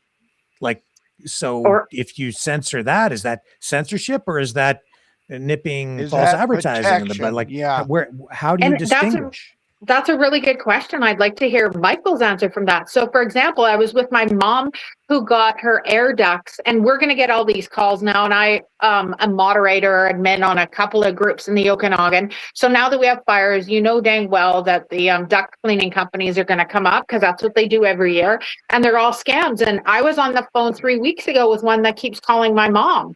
And so they said they live in Kelowna. They gave me a street that doesn't exist. They gave me another street, and then I said, let me talk to your manager. And the only way the guy started thinking is, I said, I hope this happens to your mother, your sister, and your grandma, because they are bloody well lying. They're not even in the country, and they're using local lines. So, I think there has to be, like, fraud is fraud. Theft is theft. But how the hell do we grab these guys? I don't know if you guys see recently, but there was an American, he's an American Asian fella. He went to India and he brought a whole bunch of people with him, and he didn't ransack, but he jumped into one of these call centers that he knew that were taking advantage of Americans, and they went and like shook things up there and scared the crap out of them all. Like, and there's one guy in the States, that's all he does is he phones the scammers back. But like, this is, I remember when Trudeau came into power, one of the things he did, he got the Indian government to go and take action on some of those call centers. How come no one else has done that? Like, that's 12 years ago now, 11 years ago. Angie, to your point, fraud. I get upset when people quote the Supreme Court case, yelling fire in a crowded theater. That's a wrong example. That's not free speech. You have a right to an opinion, but when you're inducing fraud or inciting a riot under false pretense, that's not speech. That's fraud in the inducement. And there are and should be laws against that, and they need to be enforced. I call that fomenting a coup. And with traditional legacy broadcasters, for instance, there were always rules, laws, regulations in place to make sure that political parties had access to the airwaves. I don't think they do this anymore, but they used to do like once a week at least on CBC. Political parties would be given a short period of time to address the public, and all the political parties were given a fair amount of time in Same order to amount of deliver time, yeah. their message, right? But now with the internet, all of it's become the Wild West, and it's not really necessarily fair. In addition to that, you talk about censorship, but you also see people, Michael, I think the PPC even is concerned about foreign influence.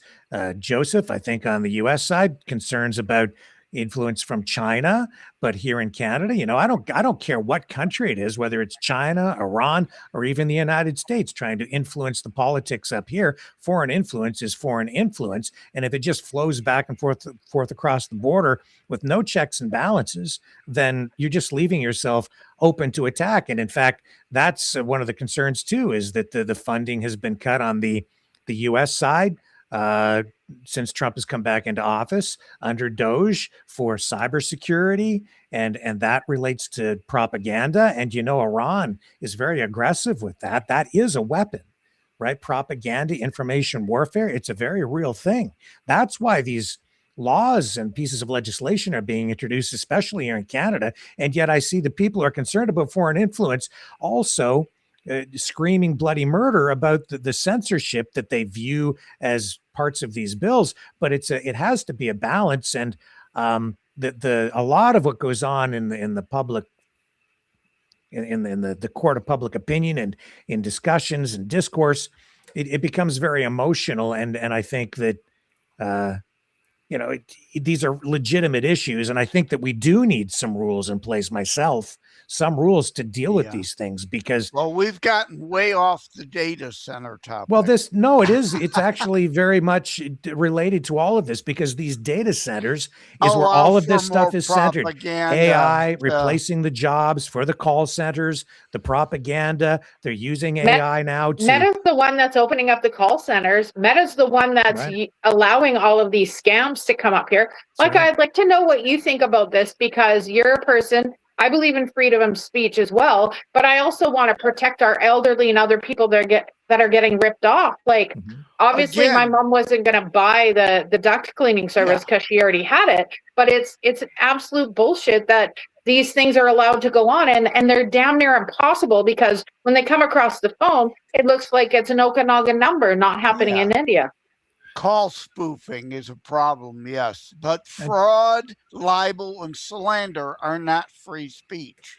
And I want to protect our democratic system. I want to make sure that we're protected from undue influence, where, do we really have a free and democratic system? Are people really voting with free will if they're being bombarded with propaganda? I mean, advertising, political messaging, it should come domestically from exterior sources. These are difficult issues. I'm not saying I've got the answers, but this is a new medium, and it's totally new territory. So trying to navigate through this and finding the right balance, the right mix of laws in order to preserve rights, but also to make sure that we have actual democracy, it's close, sort of, that means that people have to be going to the polls with hopefully accurate information, not just a bunch of lies and propaganda that's distorting reality. Well, if you look at it this way also, I mean, if you don't have data center, you don't have trends either. If you look at the trends, that is composing exactly what Angie said earlier. Those are a very big cash cow, if you will, for the big tech. So there's a whole other layer of real concern that we haven't even touched on here, and that's that the military applications of AI, and people see these data centers and they're thinking of it in terms of memes and social media, but no, these centers are being used for military purposes, research, for even maybe to guide drones for warfare. In addition to that, if you have an AI data center in your community, and if there was ever a war, those data centers very Legit likely would be targets. Yeah. be legitimate military targets. So Yep. the data center in your town might just get blown to bits, and a lot of people may be killed along with it. That's a very real thing. And if you don't believe me, all you have to do is look at what's going on right now with the war in Iran, because Iran has targeted AI data centers in neighboring countries, the UAE, Bahrain. They've hit those facilities, and Iran has said that they view those as legitimate targets, legitimate military targets. So that's a very real thing, and people should be aware of that. Not only that, but here in Canada, we've had long concerns about allowing nuclear weapons or not allowing nuclear weapons onto our soil. We haven't had them since they've removed those Beaumark missiles years ago. But a lot of people opposed to that kind of thing. And I think if people knew that these data centers were being used for military purposes, they might not be as comfortable allowing them to come into their communities. Well, look, to me, it all comes to another nuclear weapon sort of thing. Like we have said yesterday, it's so close to a nuclear weapon to the fact that, well, we don't know what it's going to do. The same way that once the nuclear weapon was what was built during World War II, and they launched it into Japan on Nagasaki and Hiroshima, they didn't know exactly what would be the downturns of it. So that's basically it. And if you look, I did send you a email a moment ago. It's the TY. There's a actually it's a report on the data center in Alberta, and also one that is going to be, I believe, in Calgary, which it was like made underneath the nose of the community and people, and basically kind of downturn the red lights and all the normal connection with the community. So Maybe I'll bring it up on the screen if I can get it. There it is there. So this is the one you just sent me. Yep. So they're highlighting. Well, first, they're highlighting also the scale, because on the first paragraph, it says that there's a Rebecca McIntosh. She didn't know about the scale first when she received the letter from the CEO of Synapse. And when they came to know the scale of the center, they were outraged about it. And she's also a farmer, so there's the environmental impact of this also attached to it. So yeah. So it says here, somebody saying, whoever's in this story, I'm just kind of skipping to the middle of it here, but says, my husband and I were drinking coffee and said, oh, I guess we're going to have some warehouses beside our home. That was the full thought process. It wasn't until February 24th, during a resident-led town hall, that McIntosh grasped the magnitude of Synapse's proposal. Quote, I'm sitting there hearing that one of the largest gas plants in Alberta could be going across the street from my house. McIntosh recalled, it was flabbergastingly shocking. In fact, what Synapse had planned for the hamlet of 10,000 people will be the largest AI data center of its kind in Canada, consuming as much electricity as used by the city of Edmonton. And the massive facility would be equipped with backup diesel generators that would kick in if the primary gas turbines failed.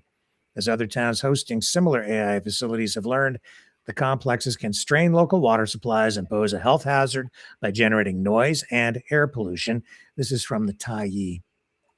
So again, they're just another example of people waking up in their community one day to find, oh my goodness, somehow this data center is coming to town, and it's already been basically pre-approved. We're being told, not consulted. Yep. Nobody's being consulted. Only it's lobbyism. To me, it is plain lobbyism. Nobody's being told. If you say something about it, you're being told to just to shut up and take your pills and go home. And probably like in Ohio, I believe, on the same track of this data centers, that there's the other one in Ohio actually. Synapse have said, and Kevin O'Leary have said to the people, you're outsiders, you're not even from the town or the state, stuff like this, or you're just NIMBY, not in my backyard. So that's, it's shut the hell up and let the big guy does their thing. And I keep hearing these arguments on the Canadian side saying we need these things built in Canada because we need digital sovereignty, was the word that I heard Doug Ford, the Premier of Ontario, use this past week, because we do have some of these facilities going in across Ontario too. But I'm not so sure that it even matters, because this data, this information, it just flows all around the world. Once you build these things, it's just going across the border. Yeah, there's no real border to those. Yes. So I don't know what the hell that even means. Unless you're sovereignty to a certain degree. Yeah, unless if you're like China, where you make sure routers can prevent the cross-border traffic, like China censors the internet now. It can block such traffic from going out of their country and or coming in. And American companies have sold out and succumbed to the CCP desires. But the way I see it, quickly, the way I see it, remember when Trump said, we're going to subsidize Canada, right? That's what he said. Well, doing this thing with the data center basically is using this as a Trojan horse, because there's no more territory anymore. There's no sovereignty between territories, because now your data is my data. So by de facto, there's no more rules of sovereignty. Well, in fact, you've touched on something there very important, Ian, and that's if you know how, even intelligence services agencies, spies, for all countries, the way that they do a lot of this stuff to work their way around privacy laws in a country is they'll just get somebody in another country to tap a phone or dig into somebody's personal data. If you're in the States and you've got a law, you just wait for somebody to leave the country, and then you hack their phone while they're in another country, or you get somebody from another country to hack into their phone in the United States and then leak the data later or send it over to you later. It didn't happen from within the United States, so no law was actually broken. This is the way a lot of this stuff is done. And so you're building these data centers in Canada and in the US and in other countries, and the stuff is flowing across the borders. And this really does an end run around a lot of the privacy laws that any country has. It is. Basically, you're just destroying all those. It's like a separation of power in a way. You're basically destroying them. I'll tell you this too. If you think for 1 minute that any of your information is private, that's gone digital, that's out there in the internet, that's on a server anyplace, it's not, because some human being someplace has access to everything that you've got on there. If you're on a server anyplace, there's a human being who can access that, and that human being probably isn't like it doesn't have like some heavy duty security protocol on them. They're probably just an IT guy working in a data center and can access all this information. Like, that's the reality. If you have an email system anywhere, that somebody can see that stuff. Yeah. Right. So it's right in the false sense of service. security. If you think you've got any kind of privacy at all, you do not. It can be leaked. It is. I mean, everything is buyable nowadays. All your information is just a penny away from another contender. Whoever holds your email account, they can see everything you've got if they want to go look at it. Everything. And if they don't like you, they can erase you, or they can do whatever they want to a certain and if you degree. go with one of these, we're dedicated to privacy. Your data is safe with us. You can get your VPN and your email here. Well, somebody over at Proton has access to the server. They can see your stuff. So you better hope that they don't share it. And then, if the government really, if the CIA wants to go in there and get it, they'll get it. The same way that they serve anybody. The same way that they shared the information of the people in Alberta for separation. Yeah. Yep. Yeah. That's it. I think it's super interesting too. If you've had anyone pass away in your family the last 5 or 6 years, and then you had to hop into either their computer or their phone, like Android is damn near impossible to get into, because once you make an error, it makes you wait like 30 seconds, then 1 minute, then 2 minutes, then 4 minutes, then 8 minutes. But other people's, like, we've gotten into all of their stuff like right away. And I think, like, if I can do that when I'm just guessing passwords and trying to figure things out, and also too, if I have your phone and your computer, I can get into stuff. And it's super interesting, because all you need to do is it's going to text your phone to see if it's you, and you say yes, and now I can get into both. Like, that's legit how easy it is. I've had my phone cloned. I've had my smartphone number stolen before, and I paid hell. It took weeks to get my own phone number back. And as you say, all my two-factor authentications went to the phone. So if they also managed to get into my email, they could get into any of my accounts. Totally. And every time you would change password, they would have a hold of that new password. Yep. So with these giant data centers going up, I think these risks are only going to be amplified. In addition to that, these data centers will be bringing to bear massive amounts of computing power. Using AI, they'll be able to crack passwords. They'll be able to utilize that power to just get around all the security systems. This is a big problem for banks. It's a big problem for the stock market. It's a big problem for everything. This could just destroy everything that we have in terms of the economy, our society. We went from having all of our data stored in-house on the computer, on those big towers in the computer, to now, it's cloud storage. So that's what we all need this for. Like, if you think about how silly this is, we're talking about, privacy. Like, this is a huge thing. Like, if someone goes and this happened to me, I think 3 years ago, where someone broke into my doctor's car and stole her laptop. So she had to call us all and say, hey, by the way, just want to let you know this happened. So it's a data breach. And, we all got an email, anyone who went to her. So that's one sort of breach. But this is something that you can't tell me that every hospital, police, anyone that is of service, a frontline worker, mental health, addiction, like, you know what I mean? All of that information, is that all saved on a cloud in those data centers? Well, in addition to that, it's about access to this power, computing power will dictate who comes out a winner and a loser later. And you're seeing that play out right now with what happened with Truth Social and the Trump administration. And I don't know if Joseph, if you picked up on this on the US side, but Truth Social now making a service available for $100,000 a year. And if you pay for it, this is going mainly to people subscribing on Wall Street.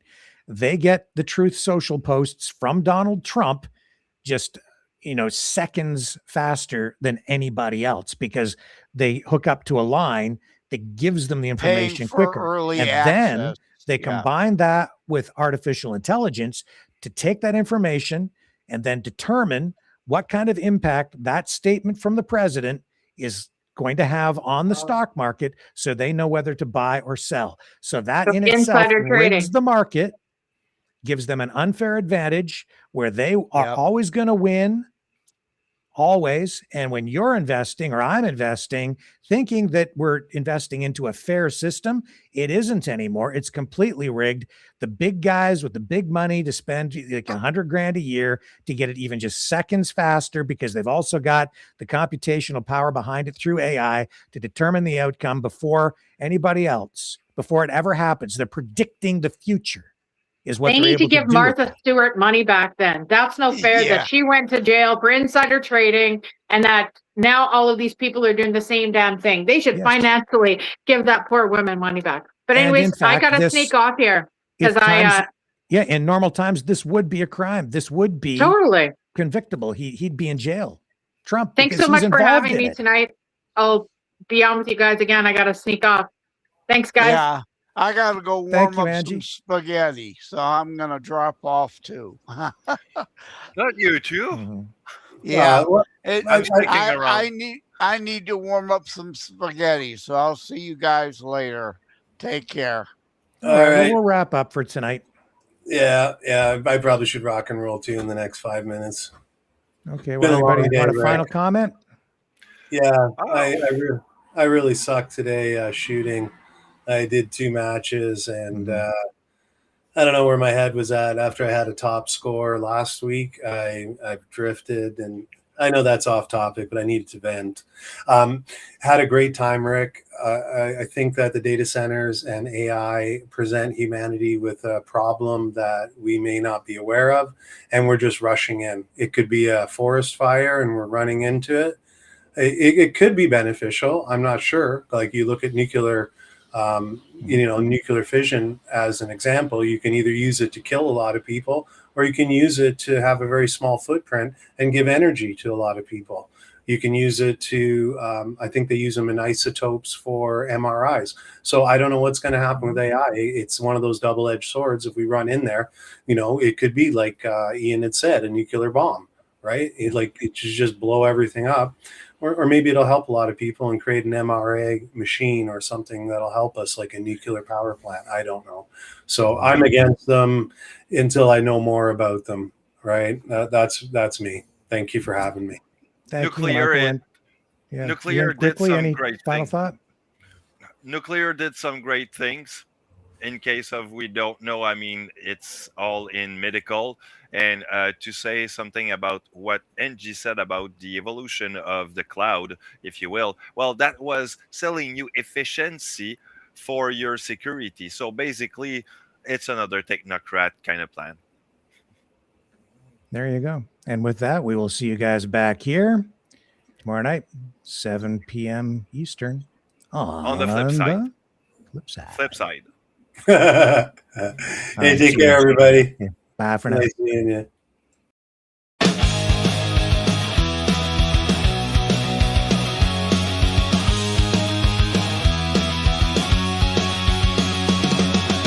They're not stupid, they're just dumb. Running their mouths with a digital thumb. Think they're tough, but they ain't that hard. Pity the fools, they're the tards. Retarded, can't see straight, full of rage and second-rate hate. Retarded, trying so hard, screaming at ghosts. They're the tards. No real thoughts, just mopping wine. Marching circles, toe the line. Quick report, cancel, flee. Ain't got nothing but misery. Retarded, head full of noise. Broken tools with shiny toys. Retarded, playing the cards, pity the fools. They're the tards. Hey, shut it down. No more truth in Tartown.